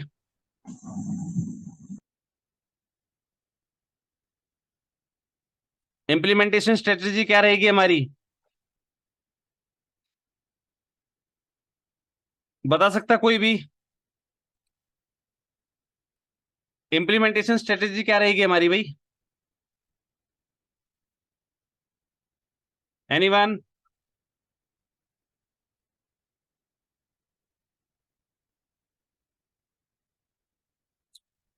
आप लोग होमवर्क नहीं कर रहे हैं। कुछ लोग अच्छा होमवर्क कर रहे हैं, उनका रिजल्ट बहुत अच्छा है, उनका होमवर्क बहुत अच्छा है। अगर आप ऐसे भी नहीं सीख पाएंगे सर, बिना गुरु के ज्ञान नहीं मिलता। आप ऐसे भी नहीं सीख पाएंगे, फिर कैसे भी नहीं सीख पाएंगे। सर फर्स्टली हम एरिया टारगेट करेंगे, किस एरिया में हमें मोबाइल वैन को इस्टेब्लिश करना है। ग्रेट। उसके बाद एक प्लान बनाएंगे कि कैसे हमें वैन को ऑक्यूपाई करना है, उसको कैसे बनाना है, स्टाफ कौन कौन से होंगे, किसको रखना है, फिर हमारा मतलब हम वर्क किस तरीके से करेंगे, लोगों से कैसे कम्युनिकेट करेंगे, और फिर मतलब टाइम टू टाइम हम इवेल्युएट भी करेंगे कि हमारा मोबाइल वैन अच्छे से वर्क कर रहा है कि नहीं कर रहा है। बस इसी तरीके से पॉइंट बढ़ाते जाएंगे। बहुत बढ़िया। ध्यान रखिएगा, हमने जैसे आपने पहला पॉइंट स्टार्ट किया कहाँ से, कि हम पहले एरिया टारगेट करेंगे, राइट? एरिया टारगेट करेंगे। ठीक है मैम, देखिए यहाँ पर हम अभी जो हम प्रोजेक्ट लिख रहे हैं, जो मैं लिख रहा हूँ फिलहाल, ठीक है, आप क्या लिख रहे हैं मुझे नहीं पता, जो मैं लिख रहा हूँ उसमें हम एरिया टारगेट कर चुके हैं, राइट? आपको एरिया टारगेटेड है है पहले ना? से। मेरा जी। टारगेटेड है, तो मैं क्या करूंगा, मेरी शुरुआत कहाँ से होगी? तो वैन आप लेने से, पहले शुरू करेंगे वैन से। है ना? वैन लेना है। वैन लेने के बाद मुझे उसके लिए मेडिकल स्टाफ उसको मॉडिफाई हायर करना करना है। है। नहीं, मतलब मेडिकल उसको वैन वैन तो आप मेडिकल लीजिए। वैन होती है मैम। अलग से होती है सर वो। हाँ, मेडिकल वैन अलग से होती है, वो पहले से ही मॉडिफाइड होती है, वेल इक्विप्ड होती है। अगर आप कभी भी परचेज करेंगे ना, तो आपको जी। एक जो है फुल फर्निश्ड जो है वो मिलती है मेडिकल वैन। उसमें सब कुछ लगा हुआ मिलता है, चाहे वो आपका ऑक्सीजन की वो हो, सारी चीज उसमें लगी हुई मिलती है ऑलरेडी। सब रहते हैं। सर जहां से भी शोर आ रहा है कम कर लीजिए, अपनी वॉइस को बंद कर लीजिए प्लीज, म्यूट कर लीजिए। अंश आयरन फाउंडेशन क्या कहना चाह रहे हैं सर, बताइए। सर उसमें सारा सारा फैसिलिटी रहता है, बोल रहा हूँ। हाँ ऑलरेडी सारी फैसिलिटीज रहती हैं उसके अंदर। एक्चुअली ठीक है। मुझे ना इस हाँ चीज की मतलब नहीं मैम देखिए वही बात है ना, हमें नहीं नॉलेज नहीं है। होती है भाई, हमने कोई प्रोजेक्ट करा थोड़े है, ठीक है। वो तो हम प्रपोजल राइटिंग के अंदर सीख रहे हैं, ठीक है। तो मैं मोबाइल वही मेडिकल में काम भी करता हूँ सर। जी जी जी, बहुत बहुत धन्यवाद सर कंफर्म करने के लिए। तो यही होता है कि हम देखिए अभी हमें पता नहीं है तो हम क्या करेंगे, एनालाइज करना, मार्केट एनालाइज करना। अगर आपने गूगल पे सर्च करा होता मेडिकल वैन को तो आपको पता लग गया होता कि मेडिकल वैन इक्विप्ड आती है। ये होता है होमवर्क, कि हम अपने काम को करने से पहले रिसर्च जरूर करें। तो हमारा जो टॉपिक था वो कहाँ पर है अपना, प्रपोज एक्टिविटीज पर। इम्प्लीमेंटेशन स्ट्रेटजी हमारी क्या रहेगी कि हम मेडिकल वैन को हायर करेंगे, मतलब लेंगे। उसके बाद मेडिकल स्टाफ को रिक्रूट करेंगे। उसके बाद मेडिकल स्टाफ की जो है ट्रेनिंग दी जाएगी, राइट। भाई जो भी स्टाफ आपने हायर किया है वो पहले से वो थोड़े होता है भाई, जिसको अकाउंट्स आता है, अकाउंटेंट दुनिया होती है। कंपनी इंटरव्यू लेती है, इंटरव्यू लेने के बाद कंपनी क्या करती है, अपॉइंट कर देती है। अपॉइंट करने के बाद क्या डायरेक्टली वो काम करने लग जाता है? नहीं, उसको ट्रेनिंग दी जाती है, ठीक है। कि भाई आपको ये काम करना होगा कंपनी का, हमारा यहाँ से ये खाता चलता है, वहां से वो खाता चलता है, वो सारी चीज बताई जाती है उसको, है ना। फिर उसके हिसाब से उससे काम लिया जाता है, राइट। जी सर। ठीक है। उसके बाद और इम्प्लीमेंटेशन स्ट्रेटजी में और क्या आ सकता है, हमें अगर कोई प्रिंट मटेरियल करवाना पड़ा, प्रिंट करवाना पड़ा, कुछ तैयार करवाना, प्रिंट मटेरियल वो तैयार करवाएंगे हम, राइट। प्रमोशन के लिए। लोगों रिपोर्टिंग। तक हेल्थ केयर इश्यूज को बताने के लिए हम जो है प्रिंट मटेरियल तैयार करवाएंगे, ठीक है जी। अ, अब हम इन लोगों के माध्यम से मतलब जो है इन लोगों के बीच में पहुंचना, इनको फिर अवेयरनेस कैंप लगाना वहां पर, है ना। फ्री मेडिकल काउंसलिंग कैंप लगाना, मेडिसिन डिस्ट्रीब्यूट करवाना, है ना। मतलब ये सारी हमारी एक्टिविटीज आ जाएंगी, इम्प्लीमेंटेशन स्ट्रेटेजी आ जाएगी सारी। कि इम्प्लीमेंटेशन स्ट्रेटेजी देखिए, एक्टिविटीज और इम्प्लीमेंटेशन स्ट्रेटेजी में अंतर होता है। इम्प्लीमेंटेशन स्ट्रेटेजी क्या कहेगी आपकी, कि भाई आपको वैन की व्यवस्था करनी है, मेडिकल स्टाफ हायर करना है, उसको ट्रेनिंग देनी है। ट्रेनिंग देने के बाद प्रिंटिंग मटेरियल्स, जो प्रिंट मटेरियल है उसको डेवलप करना है अपने अपने को, है ना। अ, इन लोगों की जो लिस्ट कम्युनिटी, यानी कि बिल्कुल जो डाउन वर्थ हैं, जो बिल्कुल पीछे गए हुए लोग हैं, उन तक भी पहुंचना हमें, है ना। और वहां पर जो है फ्री मेडिकल कैंप और ये चीजें हमें प्रोवाइड करनी है, और अपनी सर्विसेज को, हेल्थ केयर सर्विसेज को कंटिन्यू वहां पर सप्लाई अपनी शुरू कर देनी है, राइट। ये होगी हमारी इम्प्लीमेंटेशन स्ट्रेटेजी। प्रपोज एक्टिविटीज क्या क्या हो जाएंगी अब हमारी, सब कुछ उसी से रिलेटेड है, जो जो हमने यहां पर लिखा था इम्प्लीमेंटेशन स्ट्रेटेजी में, ठीक है। वही चीज हमारी किस में आ जाएंगी, प्रपोज एक्टिविटी में। कैसे आ जाएंगी?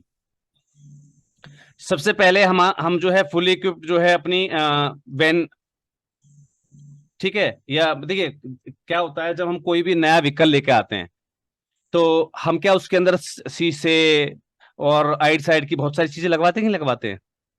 लगाते हैं सर। मॉडिफिकेशन करवाते हैं ना हम, जी ठीक सर। है। तो हम व्हीकल लेके डायरेक्टली तो मार्केट में उतार नहीं देंगे, हम लेके आएंगे, वो उसके ऊपर एम्बुलेंस का लोगो लगा, तो हम अपना संस्था का लोगो पूरा वोगो लगाएंगे, राइट। पूरा लिखते हैं, उसको क्या बोलते हैं है ना। उसको? इसको कहा जाता है, स्क्रीनिंग, स्क्रीनिंग बोलते हैं, स्क्रीनिंग नहीं की नहीं कुछ। स्क्रीन नहीं सर, गाड़ी को वो करते हैं मॉडिफाई मॉडिफाई, मॉडिफाई। है ना। हाँ सर। मॉडिफिकेशन से तो कहेंगे इसको। हम्म। जब आप किसी चीज को सजाते हैं तो मॉडिफिकेशन होता है ना उसका, वो तो हम यस उसको सर, सजाएंगे यस। अपने हिसाब से, ठीक है। तो उसमें हम जो है अपना जो है उसको वैसी लुक देंगे मोबाइल डिस्पेंसरी वाली, क्योंकि उसमें सामान सहित तो आता है, उसको लगाना पड़ता है आपको, ठीक है, असेंबल करना पड़ता हाँ, है साइड तो साइड में। उसमें वो चिपकाते हैं सर, वो आता है उसमें, आपको कल बता दूंगा क्या चीज से होता है। कोई नहीं सर, बता दीजिएगा। हमने जो है वहां पर देखिए, अब गाड़ी में क्या है, मेडिकल सामान तो आएगा, क्या उसमें फोन भी आएगा आपके साथ? नहीं नहीं सर। है ना। तो हमें उसमें फोन की व्यवस्थाएं करनी पड़ेंगी, है ना। गाड़ी के साथ ना एक छोटा सा वो आता है, फायर आयरन एक्सटिंग्विशर, हाँ, फायर एक्सटिंग्विशर। आता है ना छोटा सा। और हाँ, बीपी इंस्ट्रूमेंट। लेकिन लेकिन लेकिन लेकिन उसमें वो चलेगा नहीं, ठीक है, हमें उसके हिसाब से उसमें फायर एक्सटिंग्विशर लगाना होगा। ठीक है, अच्छा, वॉश बेसिन वगैरह जो भी आती है उसके अंदर बनी हुई, ठीक है, उसमें भी हम कुछ चेंजेस करेंगे अपने हिसाब से, राइट? जी सर, आती है कि नहीं आती है? आती आती। आप मेडिकल वैन पे काम करें, पता होगा आपको, मेडिकल वैन के अंदर जो है स्ट्रेचर आती है, एक फायर एक्सटिंग्विशर होता हाँ, है, अच्छा वॉश अच्छा। बेसिन होता है ना? कुछ अच्छा इलेक्ट्रिकल के सामान भी होते हैं, उनकी फिटिंग्स करवानी होती है बाद में आपको, है ना, इंटरकॉम वगैरह जो होते हैं ना उसके। ठीक है, जी सर। कंप्यूटर वगैरह आपको खुद अरेंज करना पड़ेगा उसमें, वो तो नहीं आएगा ना उसमें। आप जब किसी व्यक्ति को मेडिकल काउंसलिंग देंगे तो उसकी ओपीडी पर्ची बनाएंगे ना, ऊपर ही बनेंगे, हाँ। ओपीडी बनाएंगे, तो उसके लिए कंप्यूटर वगैरह लगाना पड़ेगा आपको। ठीक है, तो इसे कहते हैं कस्टमाइजेशन, या रिमॉडलिंग कह लीजिए, या फिर आप उसको जो है मॉडिफिकेशन कह लीजिए। ठीक है, तो हमारी एक्टिविटीज के अंदर पहली एक्टिविटी तो वही आ जाएगी। ठीक है, फिर हम इन एरियाज को विजिट करेंगे। ठीक है जी। सर ये सब किस में आएगा, जो BP machine to activities, manage? Activities sir, हम यहाँ एक्टिविटीज पे चल रहे हैं, यहाँ पर हैं हम। हाँ ठीक है हाँ। जी, ये एक्टिविटीज में आ जाएंगे आपकी। ठीक है, फिर अवेयरनेस कैंपेन्स वहां पर लगाएंगे हम। ठीक है, लोगों को basic health care facilities provide करेंगे। ठीक है, हेल्थ कैंप्स ऑर्गेनाइज करेंगे। ठीक है, लोगों को प्रोग्राम्स कंडक्ट करेंगे हम वहाँ पर, pulse polio, malaria, family welfare schemes वगैरह, बहुत सारी चीजें, ये सब हम वहाँ पर ऑर्गेनाइज करेंगे, है ना? ये एक्टिविटीज हो जाएंगी हमारी। ठीक है, मेडिकल हेल्प प्रोवाइड करेंगे, लाइक जैसे हम लोग पब्लिक मीटिंग करते हैं, गैदरिंग करते हैं, कैंपिंग करते हैं, या मेला टाइप पे लगा देते हैं, है ना? वो जी सारी चीज करेंगे, ये सारी एक्टिविटीज में आ जाएंगी। मेडिकल काउंसलिंग कैंप लगाएंगे हम वहाँ पर, है ना? जी और वहां पर मोबाइल डिस्पेंसरी भी हम देंगे भाई, संडे के दिन वैन आया करेगी तो उसमें सिर्फ दवाइयां रहा करेंगी, है ना? हर हर एरिया का अलग अलग, उस हिसाब से हम वो सारी व्यवस्थाएं करेंगे। तो ये सारी आपके आ जाती हैं एक्टिविटीज में। जो जो एक्टिविटी वहां पर आप कर रहे हैं, आप जो है वहां पर पोस्टर कैंपेनिंग भी करेंगे, राइट? वहां पे जो लोगों के कच्चे मकान है वहां पर आप ये हेल्थ केयर से संबंधित कुछ लिखवाएंगे, वॉल पेंटिंग वगैरह का काम भी करेंगे, है ना? भाई हमें तो लोगों को अवेयर करना है ना कैसे भी। ठीक है, तो हम जो जो एक्टिविटीज करेंगे वो सारी प्रपोज्ड एक्टिविटीज आपकी एक्टिविटीज में आ जाएंगी, राइट? एक्सपेक्टेड आउटकम्स क्या रहेंगे इसके? आउटकम्स क्या रहेंगे? इसमें हेल्थ का, देखिए हेल्थ मैं में बताता हूं आपको, जो आपके ऑब्जेक्टिव्स होते हैं ना, वही सुधार। इनको देना, स्पेसिफिक ऑब्जेक्ट को देना, या ये दिए जाएं, ये आपके मतलब एक्टिविटीज को यहां पर टू अट जाता है। स्पेसिफिक ऑब्जेक्ट, ये ट्रिक दे रहा हूं आपको, ट्रिक है ये। स्पेसिफिक ऑब्जेक्ट के हिसाब से ही आपकी इंप्लीमेंटिंग स्ट्रेटेजी होती है, राइट?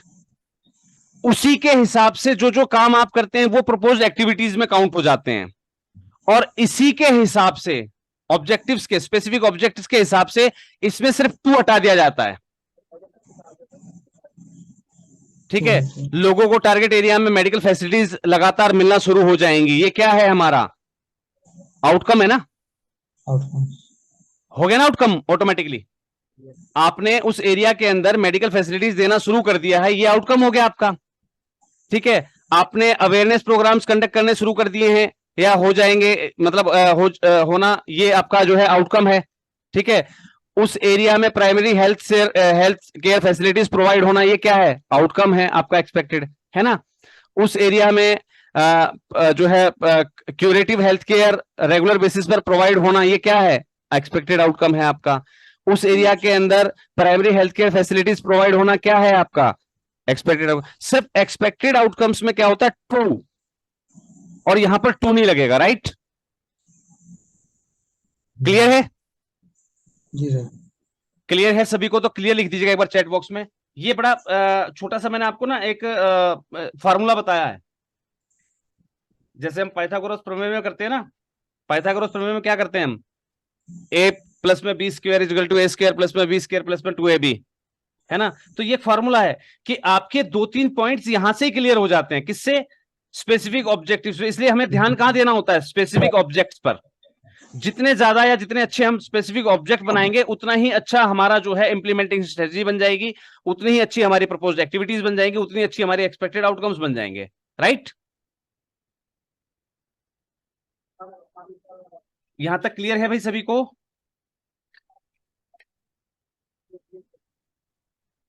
हाँ जी, कोई बोल ही नहीं रहा भाई, क्या बात है? क्लियर हो गया है? Clear sir. ठीक है, एक्सपेक्टेड आउटकम समझ में आ गया अब आपको कैसे करने हैं? जी सर। ठीक है, देखिए यहां पर मैं आपको फिर एक बार बता देता हूं। जैसे हमने यहां पर टू प्रोवाइड है ना, टू प्रोवाइड सब हटा दो। ठीक है, टू प्रोवाइड सब हटा दिया हमने, और यहां पर हमने लिख दिया better better better medical facilities to the outskirt population of the target area. हो गया ना एक्सपेक्टेड आउटकम आपका? टू क्रिएट था, टू क्रिएट हटा दिया हमने। यहां पर हमने क्या लिख दिया? Improvement in health awareness through health education program in activities. बन गया आपका आउटकम। टू प्रोवाइड था, ठीक है, टू प्रोवाइड हटा देंगे, है ना। Better access to primary health care facilities, better access to curative health care on regular basis. To provide को हम बेटर केयर बेटर एक्सेस से रिप्लेस कर देंगे, right. To facilitate primary health care services facilities to the, हाँ यहां भी वही आ जाएगा। इंक्रीज्ड, यहां पर हमने शब्द क्या लगा देंगे? Increase primary health care facilities to the unreserved section of the society. और ये हमारे क्या बन जाएंगे? Expected outcomes. ये ट्रिक समझ में आ गई सबको? और लग रहा है ये ट्रिक आपकी बहुत कामयाब होगी। किस किस को लग रहा है कि ये ट्रिक बहुत अच्छी थी? अगर अच्छी थी तो गुड लिखकर चैट बॉक्स में आ जाइए फटाफट। ये ट्रिक किस किस को अच्छी लगी भाई? ये मैंने आपको बताई ऐसी ट्रिक की जिससे आपके 3-4 पॉइंट अपने आप कवर हो जाते हैं। जैसे मैंने उस दिन आपको टूल दिया था, इसलिए मैं आज आपको ट्रिक दी है एक। ये ट्रिक होती है, ठीक है। अब आते हैं किस पर? कोऑर्डिनेशन एंड मॉनिटरिंग पर। नेक्स्ट पॉइंट क्या है आउटकम्स के बाद? Coordination and monitoring. कोऑर्डिनेशन और मॉनिटरिंग क्या होगी भाई? मंथली मीटिंग करोगे आप, है ना। प्रोजेक्ट डायरेक्टर जो है सुपरविजन करता रहेगा टाइमली बेसिस पर, है ना। प्रोजेक्ट हेड जो है वो फीडबैक लेता रहेगा पेशेंट से और उनसे, है ना। कंपनी या फंडिंग एजेंसी जो है वो समय समय पर विजिट करती रहेगी। बन गया आपके क्या? कोऑर्डिनेशन और मॉनिटरिंग, राइट। है ना इजी? बिल्कुल। मैंने बताया ना, इतनी प्रैक्टिस हो जाएगी कि आपको हर एक चीज बच्चों का खेल लगेगा। ठीक है, मंथली रिपोर्ट जनरेट हो जाएंगे, बिल्कुल। कंट्रोल्स ऑफ फाइनेंस, आ जाएं इस टॉपिक पर अब। कंट्रोल्स ऑफ फाइनेंस में क्या आएगा? एक अकाउंटेंट हम जो है पार्ट टाइम हायर कर लेंगे संस्था के सारे बुक कीपिंग रिकॉर्ड के लिए, है ना। उसके गाइडेंस और सुपरविजन में हमारा जो है प्रोजेक्ट चलेगा। ये हो गया कंट्रोल ऑफ फाइनेंस। अब समझ में आ गया कंट्रोल ऑफ फाइनेंस क्या होता है? हाँ जी, बड़े इजी शब्दों में समझ में आ गया कंट्रोल ऑफ फाइनेंस क्या होता है। जब भी आप कंट्रोल ऑफ फाइनेंस किसी भी सेक्शन में लिखें, दो ही चीज नोट कर लीजिएगा। एक अकाउंटेंट आपने हायर कर लिया है, part time full time whatever जो भी है, ठीक है, ऑफिस वेयर के रूप में, और वो आपका बुक कीपिंग वगैरह मेंटेनेंस रखेगा, फाइनेंस रिकॉर्ड्स को और डॉक्यूमेंटेशन को, और समय समय पर जो है फंडिंग एजेंसी को जमा करवाता रहेगा। 2 पॉइंट बना दिए मैंने इसमें। एक को आपने हायर किया है सारे रिकॉर्ड मेंटेन करने के लिए, उसी की ड्यूटी लगाई है आपने कंपनी को सबमिट करने के लिए, और उसी की गाइडेंस या सुपरविजन में आप अपने प्रोजेक्ट को, प्रोजेक्ट हेड उसको ऑपरेट करेगा प्रोजेक्ट को। ये 3 पॉइंट हमेशा के लिए नोट डाउन कर लीजिए। Control of finance cash book में जी। हेलो कैश बुक मेंटेन बोल रहा हूँ। सर, कैश बुक नहीं कैश बुक कहते हैं मेंटेन इसको, कैश बुक मेंटेन नहीं कहते सर, इसको फाइनेंशियल रिकॉर्ड्स कहते हैं। कैश बुक संस्था की अलग होती है। कैश बुक उसे कहा जाता है जहां पर आप डोनेशन लेना देना करते हैं। ये फाइनेंशियल रिकॉर्ड्स होते हैं प्रोजेक्ट के, इसका कैश बुक से कोई रिलेशन नहीं होता है। Financial records and documentations note कर लीजिए। यहां पर कैश बुक मत लिख देना। हाँ हाँ financial records and documentations, 3 topic बताए हैं। An accountant will be hired on part time basis या full time basis to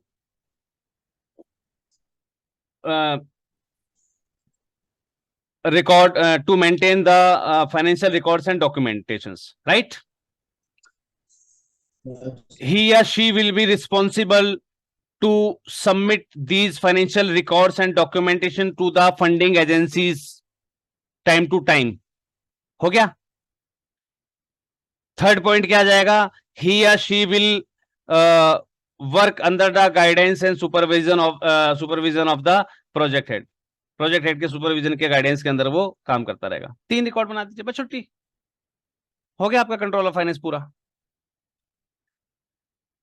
next point पे आ जाए भाई। Should we proceed to the next, yes और नो? Yes sir. Yes, sir. चलिए जी, थ्रेड्स, रिस्क या चैलेंजेस क्या हो सकते हैं?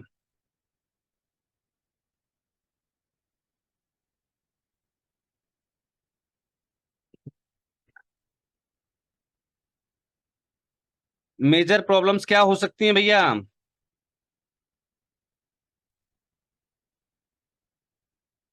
भाई थोड़ा सा कॉमन सेंस का यूज करना है बस।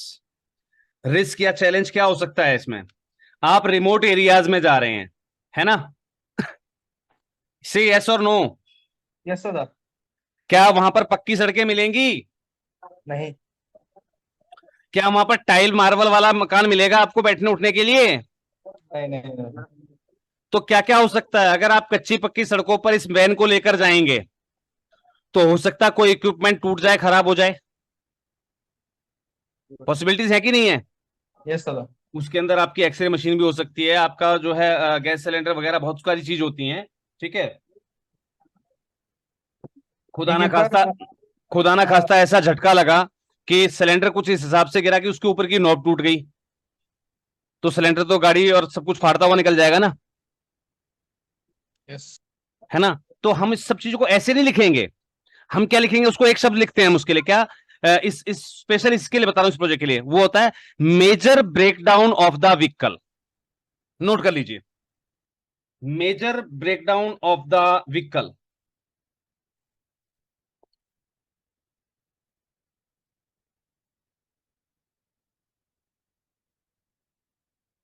ये वाला टॉपिक रिमोट एरियाज में जब हम काम करते हैं तो जो पहला चैलेंज हमारे सामने होता है वो होता है major breakdown of the vehicle, right?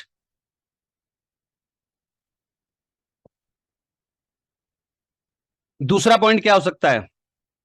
हो सकता है हमें मोबाइल डिस्पेंसरी के लिए स्टाफ ना मिले,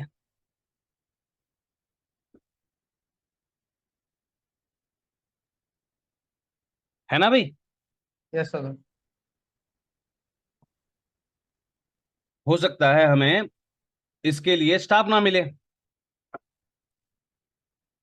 और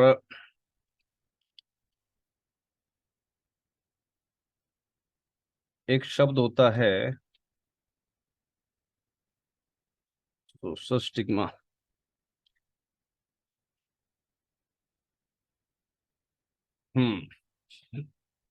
सोशल स्टिग्मा, सामाजिक कलंक।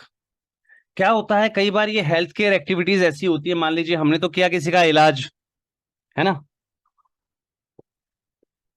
बच्चे को तेज बुखार था, हमने जरूरत देखकर या गर्मी देखकर हमने उसके ड्रिप चढ़ा दी और खुदा ना खुदा उसको पैरालाइज हो गया, है ना? होता है ना कई बार डॉक्टर के साथ, सुना है ना आपने? से Yes, यस और sir. नो? Yes sir. तो ये जो सोशल स्टिग्मा होता है, ठीक है, ये भी एक मेजर हमारे सामने चैलेंज या रिस्क हो सकता है हमारा, ठीक है? Social stigma attached to health related issues. कई बार क्या होता है, कोई गोली हमने दे दी, वो जो है सामने वाले व्यक्ति को रिएक्शन कर गई, होता है ना? होता है कि नहीं होता भाई? Yes sir. ठीक है। और प्रोजेक्ट सस्टेनेबिलिटी हो गया।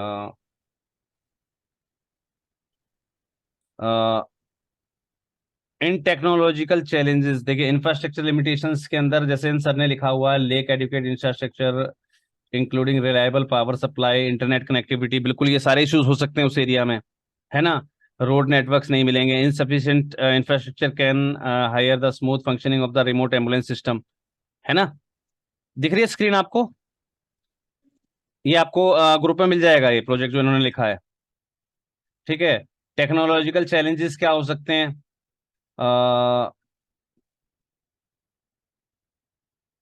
Technical challenges such as hardware and software failure, ठीक है, compatibility issue, system vulnerability that can implement the effectiveness of the project, right? Emergency response challenges, remote areas are oftenly emergency response challenges होते हैं इसके अंदर, weather condition, difficult trade जो है terrain और limited access to resources, those factors can impact on resource time response time, है ना।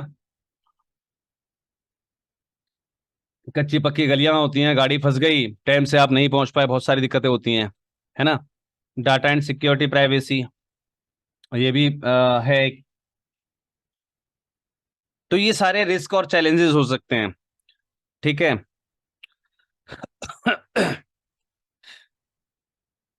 Fear to being detected disease, किसी भी डिजीज को आप डिटेक्ट नहीं कर पा रहे हैं, ये भी एक फियर हो सकता है। Lake of supply of medicine, दवाइयों की सप्लाई ना हो पाना, ये भी एक रिस्क या चैलेंज है हमारा। Breakdown of equipment and machine sir ने बता ही दिया already. Breakdown of power backup बता दिया। Lake of support from local administration, कई बार जो है लोकल एडमिनिस्ट्रेशन या गवर्नमेंट से सपोर्ट का ना मिलना या कम मिलना भी एक जो है मेजर चैलेंज हो सकता है, राइट। फ्यूचर पॉसिबिलिटीज क्या हैं? To reach maximum number of, है ना, to reach maximum number of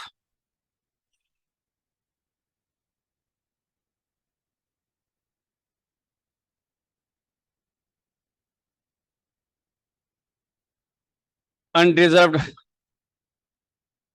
people in the society or the rural areas or remote areas, to increase awareness about immunization।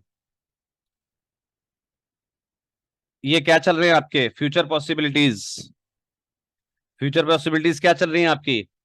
To reach the maximum number of undeserved pupils या undeserved pupil in rural or remote areas, to increase awareness about immunization, to organize short-term training programs on midwife working in rural settings, है ना।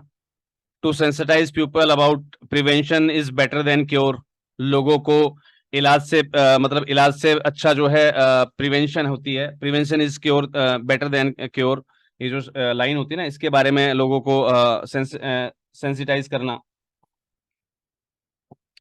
Record maintain,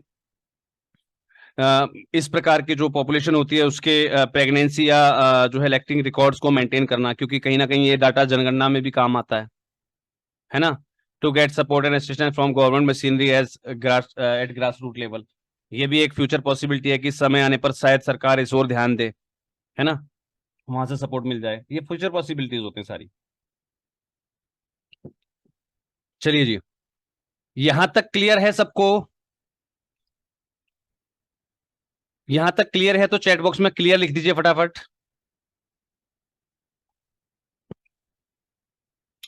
clear, very good. समय कम है हमारे पास, फटाफट चलते हैं project team की ओर। हमारी प्रोजेक्ट टीम क्या कहती है भैया? प्रोजेक्ट टीम क्या कहती है हमारी? इसके अंदर कौन कौन होगा? प्रोजेक्ट हेड होगा, डॉक्टर होगा, स्पेशलिस्ट होगा, नर्स होगा, फार्मासिस्ट होगा, हेल्थ वर्कर होगा, सोशल वर्कर होगा, ड्राइवर होगा, अकाउंटेंट होगा। हो गए ना। अब किसको फुल टाइम रखना, किसको पार्ट टाइम रखना, ये आपके ऊपर डिपेंड करता है। कितने लोग रखने हैं वो आपको डिपेंड करता है। हालांकि हम एक वैन के लिए रिक्वेस्ट लगा रहे तो एक एक बंदा तो हमें चाहिए एटलीस्ट, राइट। उसकी क्वालिफिकेशन हम क्या सेट कर रहे हैं वो हमारे ऊपर है। हम झोला छाप डॉक्टर को लेकर आएंगे, एमबीबीएस को लेकर आएंगे, वो हमारे ऊपर है। राइट। हम BDMS को अपॉइंट कर रहे हैं, MBBS को अपॉइंट कर रहे हैं, हमारे ऊपर है, राइट। तो ये प्रोजेक्ट टीम बन जाएगी आपकी। यहां तक क्लियर है सभी को? यहां तक क्लियर है सभी को? एक फार्मासिस्ट हो गया, मेडिकल ऑफिसर हो गया, ANM GNM हो गई, एक ड्रेसर हो गया, एक अटेंडेंट हो गया, ठीक है। ये प्रोजेक्ट टीम में आ गई। उसी के हिसाब से हम उनका बजट दे देंगे, फ्यूल चार्ज डाल देंगे पर मंथ कितना गाड़ी खर्च करेगी, मेडिकल्स वगैरह में, मेडिसिन वगैरह में कितना लग जाएगा, कम्युनिकेशन या टेलीफोन को बिल के हम वो लगा देंगे लमसम अमाउंट, स्टेशनरी का लमसम अमाउंट लगा देंगे, इंटरनेट यूजेस का लगा देंगे पर मंथ क्या बिल आता है ना। अदर यूटिलिटीज जैसे इलेक्ट्रिसिटी या वाटर उसका लगा देंगे पर मंथ का, है ना। व्हीकल की मेंटेनेंस कॉस्ट भी लगाएंगे। भाई सारे साल आपका व्हीकल चलेगा तो साल में एक बार तेल बदलवाना, इंजन पानी चेंज करवाना, या रिमोट एरियाज में चल रहा है तो 3 या 4 साल में इंजन मांग जाएगा, तो वो उसका जो मेंटेनेंस है वो जोड़ देंगे हम उसमें, ठीक है जी। प्रिंटिंग और पब्लिसिटी जो के लिए हमने जो पैसा खर्च किया था वो जोड़ देंगे हम उसमें, उसमें कितना लगेगा। हम जो भी डाक वाक करेंगे हम, क्योंकि रिमोट एरियाज में बैठे हैं तो डाक वगैरह करनी हुई पर जो फंडिंग एजेंसी है उस तक रिकॉर्ड पहुंचाना हुआ, उसका खर्चा पोस्टेज वगैरह का डाल देंगे हम पेशेंट को रिफ्रेशमेंट देते हैं, पता होगा ना। जब पेशेंट 2 या 3 घंटे के लिए बोतल चढ़वा रहा है तो ऑब्वियस सी बात है हम उसे रिफ्रेशमेंट देनी होती है, उसका खर्चा जोड़ देंगे। ये सारी चीजें हम यहाँ पर जोड़ देंगे, तो ये हो जाएंगे हमारे रिकरिंग कॉस्टिस। ये क्या हो जाएंगे हमारे रिकरिंग कॉस्ट? फ्यूल देना, मेडिसिन देना, कम्युनिकेशन के खर्चे, स्टेशनरी के खर्चे, इंटरनेट के खर्चे, वाटर इलेक्ट्रिसिटी बिल, व्हीकल का मेंटेनेंस कॉस्ट, पोस्टेज, है ना, डाक वगैरह का खर्चे, रिफ्रेशमेंट, प्रिंटिंग, पब्लिसिटी, मटेरियल, ये सारी चीजें क्या आ जाएंगी रिकरिंग कॉस्ट में, ठीक है। उसके बाद आपका आ जाएगा रिकरिंग कॉस्ट के अंदर सैलरीज, ऑनोरियम जिसे हम बोलते हैं, ऑनोरेरियम, ठीक है। आप प्रोजेक्ट हेड को कितना देंगे, डॉक्टर को कितना दे रहे हैं, स्पेशलिस्ट को कितना दे रहे हैं, नर्स को कितना दे रहे हैं, फार्मासिस्ट को कितना दे रहे हैं, हेल्थ वर्कर को कितना दे रहे हैं, सोशल वर्कर को कितना दे रहे हैं, ड्राइवर को कितना दे रहे हैं, अकाउंटेंट को कितना दे रहे हैं। वहां पर सैलरी नहीं लिखना है, ये याद रखिएगा, ऑनोरेरियम लिखा जाता है उसको, पिछली बार भी बताया था, ऑनोरेरियम, ठीक है। ये शब्द यूज किया जाता है वहां पर, नोट द सैलरी, इसे कहा जाता है मानदेय। सैलरी मिलती है कंपनियों में, काफी लोग सैलरी एंड वेजेस शब्द यूज करते हैं जो कि सरासर गलत होता है। एक नई चीज सीख लिया आपने फिर से, कभी भी आपको सैलरी और वेजेस यूज नहीं करना है, आप ऑनरेरियम यूज करेंगे, राइट। अब नॉन रिकरिंग कॉस्ट कौन सी होगी? आपने जो मिनी ट्रेवलर या जो एम्बुलेंस वैन ली है उसका खर्चा, मेडिकल इक्विपमेंट का खर्चा, है ना, व्हीकल का आप जो कस्टमाइजेशन या मॉडिफिकेशन करवाते हैं उसका खर्चा, डेस्कटॉप कंप्यूटर या लैपटॉप का खर्चा, प्रिंटर स्कैनर लिया आपने उसका खर्चा, एक लेजर प्रिंटर भी लेना पड़ता है क्योंकि अगर उसके अंदर आपके पास वो होती है ना, वो लाइफ लाइन बताने वाली मशीन, कौन सी होती है वो, कार्डियोग्राफी, ECG, ECG है ना। ECG को तो आप अपने नॉर्मल कंप्यूटर से प्रिंट करके नहीं दे सकते ना, ECG प्रिंटर अलग होता है, वो अलग रहता है। हाँ लेजर जेट प्रिंटर कहते हैं, वो अलग लेना पड़ेगा आपको। एक UPS या बैटरी लेनी पड़ेगी बैकअप के लिए। कंप्यूटर किससे चलाओगे, ये सारे सामान किससे चलाओगे? गाड़ी वाले बैटरियों से नहीं ना, कि गाड़ी का इंजन ऑन रख के लाइट यूज करोगे उसकी, है ना। तो बैटरी बैकअप वगैरह लेने पड़ेंगे। उसके अंदर जो भी आप फर्नीचर मेंटेन करोगे, आप कुर्सी वुर्सी कुछ चीजें फोल्डेबल लेके जाया करोगे, क्योंकि एक वैन में बैठ के थोड़े सारे काम करोगे। फोल्डेबल कुर्सियां होंगी, टेबल्स होंगी, चेयर्स होंगी, तो वो आपने वहां डाल दी, एक जगह कैंप लगा दिया, जिसका ECG से एक्सरे करना उसे भेज दिया वैन के अंदर, ठीक है। जिसको भर्ती करना उसको उठा लेके अपने साथ में, है ना, कई हॉस्पिटल में रेफर करवा दिया। तो ये सारे किस में आ जाएंगे आपके नॉन रिकरिंग कॉस्ट के अंदर, और तीनों का टोटल मिलके क्या बन जाएगा आपका बजट, राइट। बजट हो गया भैया क्लियर? Yes sir. क्लियर हो गया बजट। अब इसके बाद क्या रह गया हमारा? प्रोजेक्ट टीम, बजट हो गया सर आपका, और फिर आपका हो गया प्रोजेक्ट सस्टेनेबिलिटी, डाइवर्सिफाइड फंडिंग हो गई, कॉस्ट इफेक्टिव ऑपरेशंस हो गए, कम्युनिटी एंगेजमेंट्स हो गए, ये सारी चीज बहुत बढ़िया लिखी हुई है आपने। इम्प्लीमेंटेशन शेड्यूल हो गया, बेसिक सर्वे, ठीक है। ठीक है, ये आपने वही देखिए, जो इम्प्लीमेंटेशन सर्वे, ये जो होता है ना implementation schedule of the activities, ये भी आपका उसी के हिसाब से चलता है जो मैंने पहले बताया था आपको। प्रोजेक्ट इम्प्लीमेंटेशन उसी के हिसाब से बनता है आपका ये वाला सारा चार्ट। प्रोजेक्ट इम्प्लीमेंटेशन के हिसाब से कौन कौन से महीने में आप कौन कौन सी चीज इंप्लीमेंट करेंगे, उसके हिसाब से एक चार्ट बना देना। दैट्स इट, ये हो गया आपका complete. The project proposal is over now. Sir milestone थोड़ा सर एक्सप्लेन कर देंगे सर? माइलस्टोन का मतलब है कि आपने ये कहा है यहाँ पर कि ये काम इतने दिनों में कंप्लीट हो जाएगा, यस सर। Baseline survey. तो ये बेसलाइन सर्वे का माइलस्टोन क्या है? First 3 months, right? Right project preparation का माइलस्टोन क्या है? फर्स्ट 3 month या 4th month, राइट? राइट। ठीक है। Formation of the project committee कब तक बन जानी चाहिए आपकी, जी जी है ना? तो ये इसके माइलस्टोन्स हो गए, यानी कि इस समय तक हमारा काम पूरा हो जाएगा। जी sir. That is called milestones. जिस महीने में हमने जो काम करने के लिए कहा है उस महीने तक वो काम 100% पूरा हो जाएगा, इसी को कहा जाता है माइलस्टोन। अब इसके बाद आपका क्या काम रह जाता है? प्रपोजल आपने लिख लिया पूरा, अब आपका काम क्या रह गया?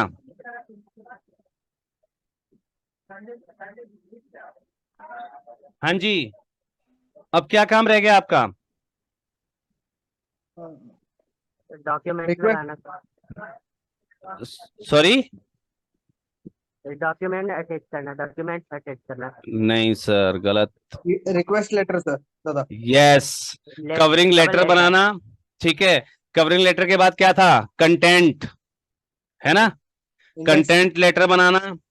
ठीक है, उसके साथ अपने सपोर्टिव डॉक्यूमेंट्स या आपके जो भी हैं वो सब लगाना और फिर सबमिट करना, राइट? राइट। ये 4 टास्क बच जाते हैं आपके। कवर लेटर बनाना, आपका जो है इंडेक्स फाइल बनाना, है ना? रिक्वेस्ट लेटर बनाना, 3 हो गया। उसके बाद आपके डॉक्यूमेंटेशंस अटैच करना और एप्लीकेशन करना, ये 5 काम हो गए आपके। ठीक है, ये 5 काम पेंडिंग हो जाते हैं प्रपोजल लिखते ही। क्लियर हो गया भाई? क्लियर है सभी को अब ये? यस दादा। कितना इजी रहा? कितने % आपको प्रपोजल इजी लगा आज तक? अपने अपने हिसाब से परसेंटेज लिख दीजिए चैट बॉक्स के अंदर। चलिए, अब मैं माननीय अध्यक्ष महोदय की ओर रुख करना चाहूंगा। माननीय अध्यक्ष महोदय अपने शब्दों के साथ जो है इस मीटिंग को एंडिंग की ओर लेके चलेंगे। तब तक एक बार सर सभी का वो देख लेते हैं कि लोग कितना % बता रहे हैं कि कितना % इजी हो चुका है उनके लिए प्रपोजल राइटिंग। आ जाइए चैट बॉक्स में फटाफट सभी लोग। How much % do you think the project writing is now easy to you? किसको कितना % लग रहा है? फटाफट आ जाइए चैट बॉक्स में जल्दी से। ये बात, मानव सेवा महिला सम्मान समिति 100%, आपसे यही उम्मीद थी सर। वाग education foundation, according to your homework sir 60%, very good. Next, सभी का जवाब चाहिए मुझे, स्पेशली नाम ना लेना पड़े किसी का भी। भाग्योदय Seva Sansthan 80%, according to your homework ma'am.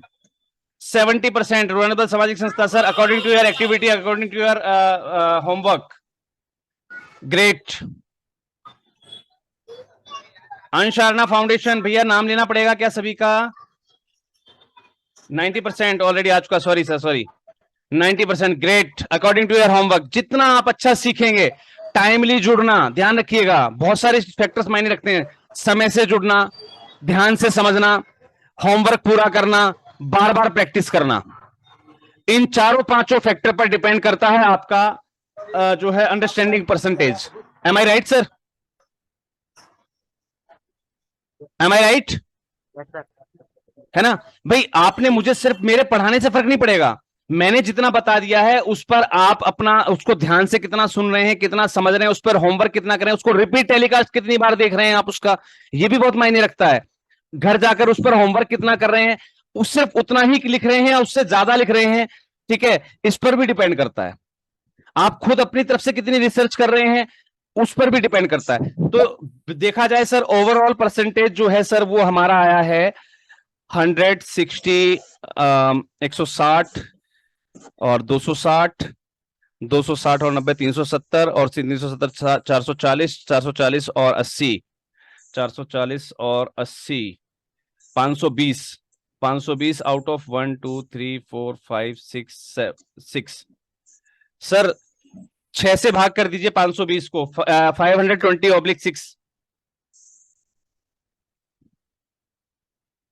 520/6।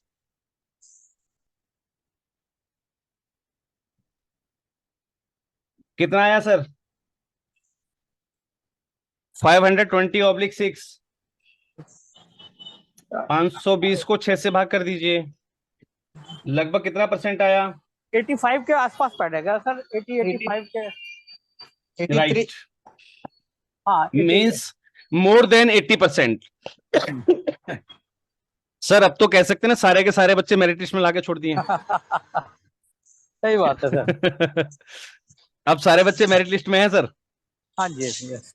थोड़ी सी और प्रैक्टिस कर जाओगे ना, मैं गारंटी ले रहा हूं आप सभी लोग बहुत अच्छा काम कर सकते हो, बहुत अच्छी प्रपोजल राइटिंग कर सकते हो। और गारंटी लेता हूं जिस भी बच्चे ने कंप्लीट मेहनत की, जैसे मैं एक व्यक्ति की गारंटी लेता हूं, मानव सेवा महिला सम्मान समिति, इनकी मैं गारंटी लेता हूं ये जिस प्रपोजल को लिखेंगे 99% चांसेस रिजेक्शन के कम हो जाएंगे, इनके 99% कम हो जाएंगे। लेकिन 10%, 90%, सॉरी 90%, 10% मैंने क्यों नहीं जोड़ा उसके अंदर, क्योंकि ये भी देखा जाएगा इनका प्रोफाइल क्या कहता है, इनका एक्टिविटी प्रोफाइल क्या कहता है, ठीक है, इनके डॉक्यूमेंटेशंस क्या कहते हैं, इनके जो है एक्टिविटी एविडेंस क्या कहते हैं। इन्होंने लिख तो कुछ भी दिया हो, लेकिन इन्होंने एक्टिविटी की कि नहीं की, वो बहुत सारी चीजें देखी जाती हैं। Sir over to Pradeep sir, आप अपने शब्दों के साथ इस सेशन को सर एंडिंग को लेके चलिएगा प्लीज। सर थैंक यू सभी साथियों को नमस्कार। सर देखिए, अभी आप लोगों ने बहुत अच्छा प्रपोजल राइटिंग लिखना सीखा।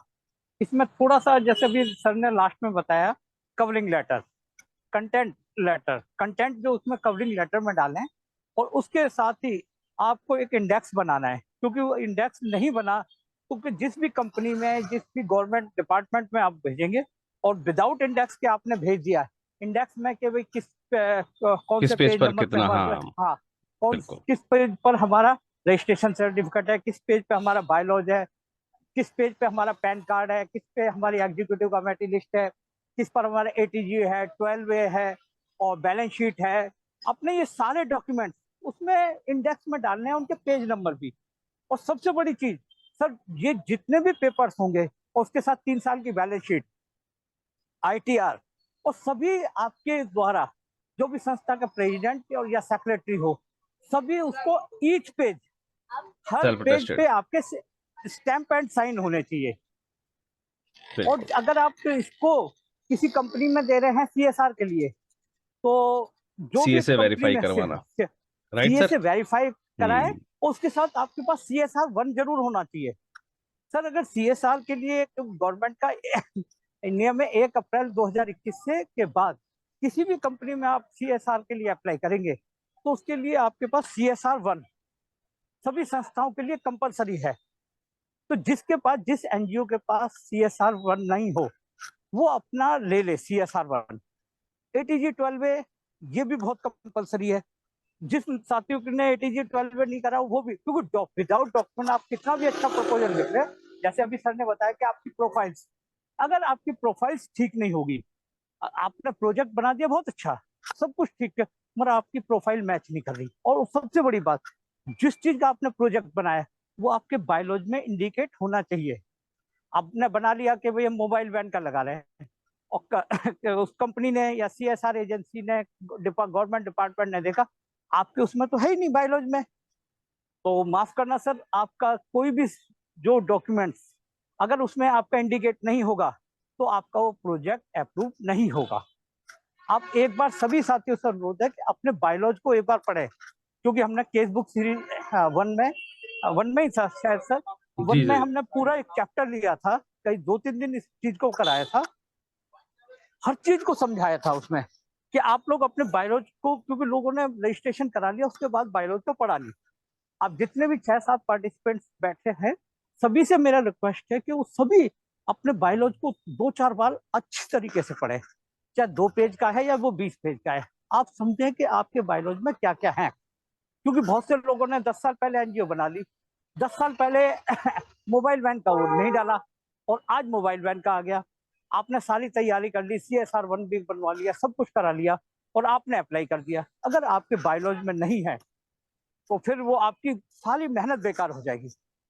उसको उसके लिए आपको थोड़ा सा जो अभी चैनल पे जो वीडियोस डली हुई है, आप केसबुक सीरीज 1 देखिए, केसबुक सीरीज 2 देखिए, उसमें आपको हर चीज की जानकारी दी जाएगी। पैन नंबर होना चाहिए। अब इसमें जैसे आपकी ATG 12 करा लिया आपने, अब आप बहुत से लोगों ने आपकी जो CA रिपोर्ट है, CA रिपोर्ट आपने 500 रुपए में करा ली, किसी अनऑफिशियल जिसको कुछ पता नहीं, CA का भी आपने सोचा CA सर्टिफाइड हो गया, दैट्स ऑल। फिर देखिए अगर उसमें एक UDIN नंबर, मैं छोटी जानकारी आपको इसलिए दे रहा हूँ क्योंकि आपका प्रोजेक्ट क्लास भी एंड होने वाली है और शायद कुछ लोग हमारे साथ केसबुक सीरीज 1 और 2 में नहीं जुड़े थे। तो आपकी जो बैलेंस शीट्स हैं, जो बैलेंस शीट में 3 कॉलम होते हैं, receipt and payment, income and expenditure, और receipt and payment, income and expenditure balance sheet, इन पे सब पर आपके CA की स्टैंप के साथ एक 18 नंबर का UDIN नंबर होता है जो CA इंस्टीट्यूट से वेरीफाइड होता है। वो अगर आपके पास बैलेंस शीट में नहीं है और आप जब ATG 12 कराने अपना परमानेंट जाओगे तो आपको प्रॉब्लम्स आएंगी। आप सभी अपने देखें कि जो आपको CA ने करके दिया है क्या उस पर UDIN नंबर है कि नहीं है।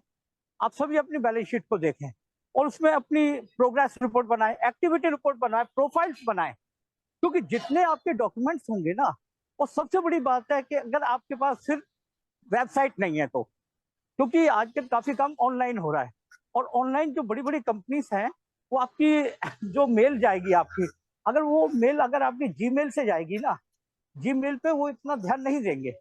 इसलिए सभी साथियों से अनुरोध है कि वो अपनी वेबसाइट जरूर बनवाएं। वेबसाइट की जो ऑथेंटिसिटी होती है ना, तो it means you are eligible, you are working. तो आप एक बहुत अच्छे उससे अगर भेजेंगे उससे कि भाई जैसे मेरे अपना है, मैं भेजता हूँ president@nivalsamudaya.org, तो एक ऑथेंटिसिटी लगती है कि हाँ भाई इनकी वेबसाइट है। तो वो जो भी हमारा जो भी कंसर्निंग अफसर है उसके दिमाग में स्टिक कर जाती है ये बात, वो आपकी मेल देखेगा। जीमेल पे ना, जीमेल तो कोई भी बना सकता है फेक नाम से किसी से भी। तो काफी समय भी हो रहा है, सभी साथियों से अनुरोध है कि अपने पेपर्स चेक करें और प्रपोजल जहां भी सबमिट करें। जैसे सर ने कहा है कि आप हर महीने कम से कम 10 प्रोजेक्ट तो डालें ना, 10 प्रोजेक्ट डालोगे तभी एक मिलने के चांस रहेंगे, मगर आपको प्रोजेक्ट डालने पड़ेंगे। प्रोजेक्ट डालें, अपने डॉक्यूमेंट्स कंप्लीट करें, उसमें UDIN नंबर देखें और सारे डॉक्यूमेंट्स को करके एक बार सर को जिसके वो ना हो अपने पेपर सर को दिखा दें और जो कमी है उसको पूरा कर दें।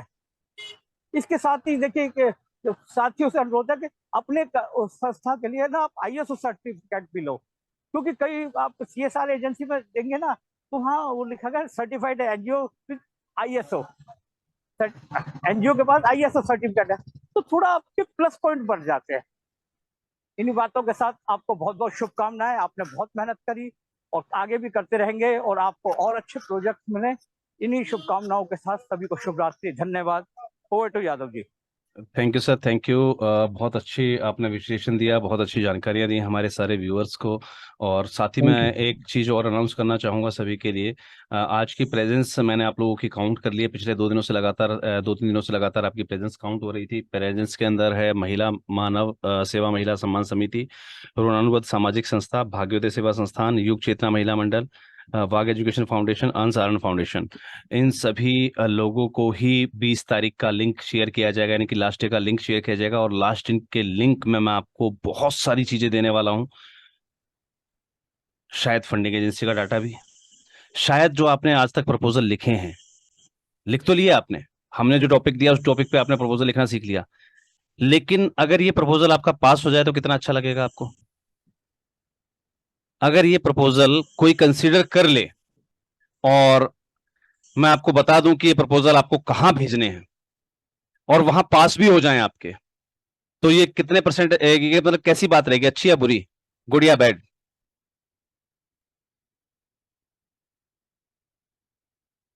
चलिए जी, मुझे जवाब दे दीजिए फटाफट चैट बॉक्स में आकर।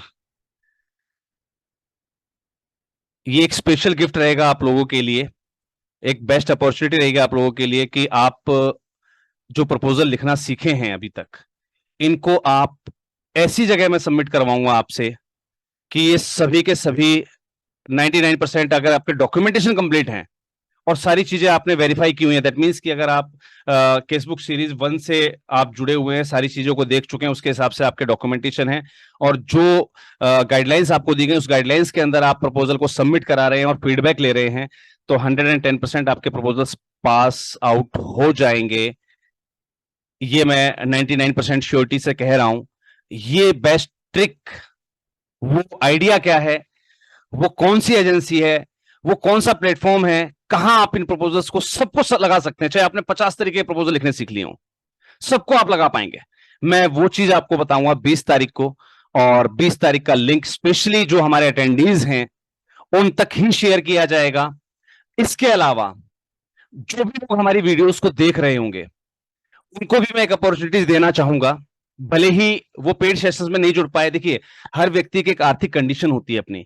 शायद कुछ साथी हमारे आर्थिक कंडीशन की वजह से हमारे साथ इस सीरीज में नहीं जुड़ पाए, लेकिन जो भी साथी हमारे व्यूअर्स के रूप में इन वीडियोस को वॉच आउट कर रहे हैं, देख रहे हैं, उनके लिए भी एक अपॉर्चुनिटी दे रहा हूं।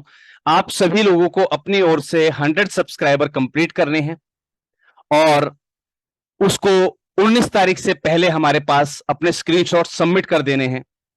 तो वो हमारे सारे व्यूअर्स के साथ भी हमारा ये लिंक शेयर किया जाएगा 20 तारीख वाला, और उस दिन मैं आपको बताऊंगा कि आप अपने प्रपोजल कहां सबमिट करेंगे कि आपका प्रपोजल 100% पास होने के चांसेस भी 99% बढ़ जाएं आपके। ये मेरी तरफ से अपने सभी लर्नर्स को, मेरे सभी व्यूअर्स को एक गिफ्ट है। तो 20 तारीख का दिन हमारा विशेष होने वाला है। अब हमारे पास बीच में दिन बचे हुए हैं 18 और 19। पूरा प्रयास रहे आपका और मेरा कि इन 2 दिनों में हम 2 प्रोजेक्ट अगर कर लें तो बहुत मजा आ जाए, है ना। 2-3 प्रोजेक्ट हम लिख चुके हैं, 2 प्रोजेक्ट और कर ले, 5+ प्रोजेक्ट हो जाएंगे हमारे पास। तो कल थोड़ा सा एक्टिव रहिएगा, और कल के लिए टॉपिक सजेस्ट कर दीजिए। बताइए कौन से टॉपिक पे लिया जाए, कोई भी एक टॉपिक,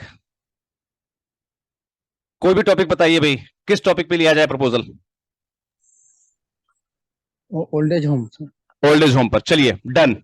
कल तैयारी करके आएगा सभी लोग ओल्ड एज होम की, राइट है? जी सर।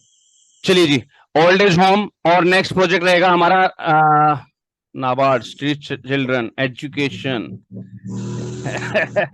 सर, पहले और पहले पाव वाली बात है, या तो समय से जवाब देते। अब मैं यहाँ पर पहले देखिए नाबार्ड, सर देखिए नाबार्ड का अपना एक कंसेप्ट होता है, नाबार्ड की अपनी कुछ गाइडलाइंस होती हैं, ठीक है। तो नाबार्ड को मैं लेके नहीं चल पाऊंगा। मैं स्ट्रीट चिल्ड्रन वेलफेयर और स्ट्रीट चिल्ड्रन एजुकेशन दोनों को कंबाइन कर रहा हूं, राइट। कल हम लेके चल रहे हैं किसको? आपके ओल्ड एज होम को, और परसों हम स्ट्रीट चिल्ड्रन एजुकेशन के ऊपर प्रोजेक्ट करेंगे, राइट। डन है सभी को?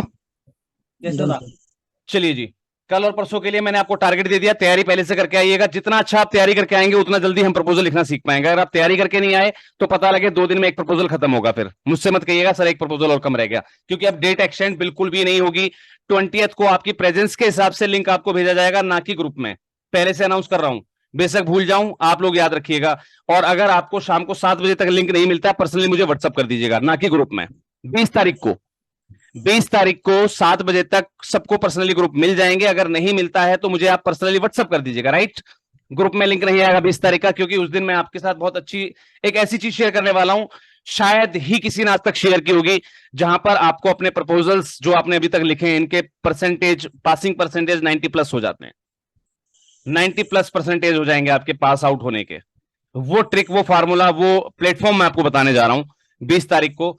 तो उम्मीद करता हूं कि आप लोग अब इस ओर ध्यान देंगे। हमारे व्यूअर्स के साथ साथ आप लोग भी चाहें तो हमारे चैनल पर 100+ सब्सक्राइबर दे सकते हैं as a gift from your side. आप इसको अपनी गुरु दक्षिणा समझ लीजिए या कुछ भी समझ लीजिए, ठीक है जी। 20 तारीख को हम सेशन टाइम आउट करने वाले हैं, तो 19 तारीख को आपकी ओर से गुरु दक्षिणा भी आप समझ सकते हैं कि चलिए हमें गुरुजी को गुरु दक्षिणा देनी है। तो 100 सब्सक्राइबर का टारगेट मैंने आप लोगों के सामने भी रख दिया है। क्लियर है? Clear sir. क्लियर है जी। हमारे सामने हम सब मिलाकर 7 पार्टिसिपेंट्स हैं। 7 पार्टिसिपेंट्स का मतलब है गुरु दक्षिणा अगर हर एक व्यक्ति देना चाहेगा तो 700 सब्सक्राइबर हो जाएंगे। अब वो आप कैसे देंगे कैसे नहीं देंगे वो आपको देखना है। मैंने एक गुरु होने के नाते अपना ज्ञान पूरा दिया है, अब आप शिष्य होने के नाते गुरु दक्षिणा देंगे या नहीं देंगे वो आपकी जो है उस पर डिपेंड करता है, आपके संस्कारों पर डिपेंड करता है। क्योंकि हमारे यहाँ बड़ा पुराना कल्चर चलता आया है कि जब भी गुरु ने जो है गुरु दीक्षा दी है तो उसके बदले में शिष्य ने जो है गुरु दक्षिणा दी है। अब आप लोग देते हैं नहीं देते हैं वो आपके ऊपर डिपेंड करता है। ठीक है जी, इसी के साथ सभी को शुभ रात्रि, जय हिंद, जय Bharat, thank you. Good night.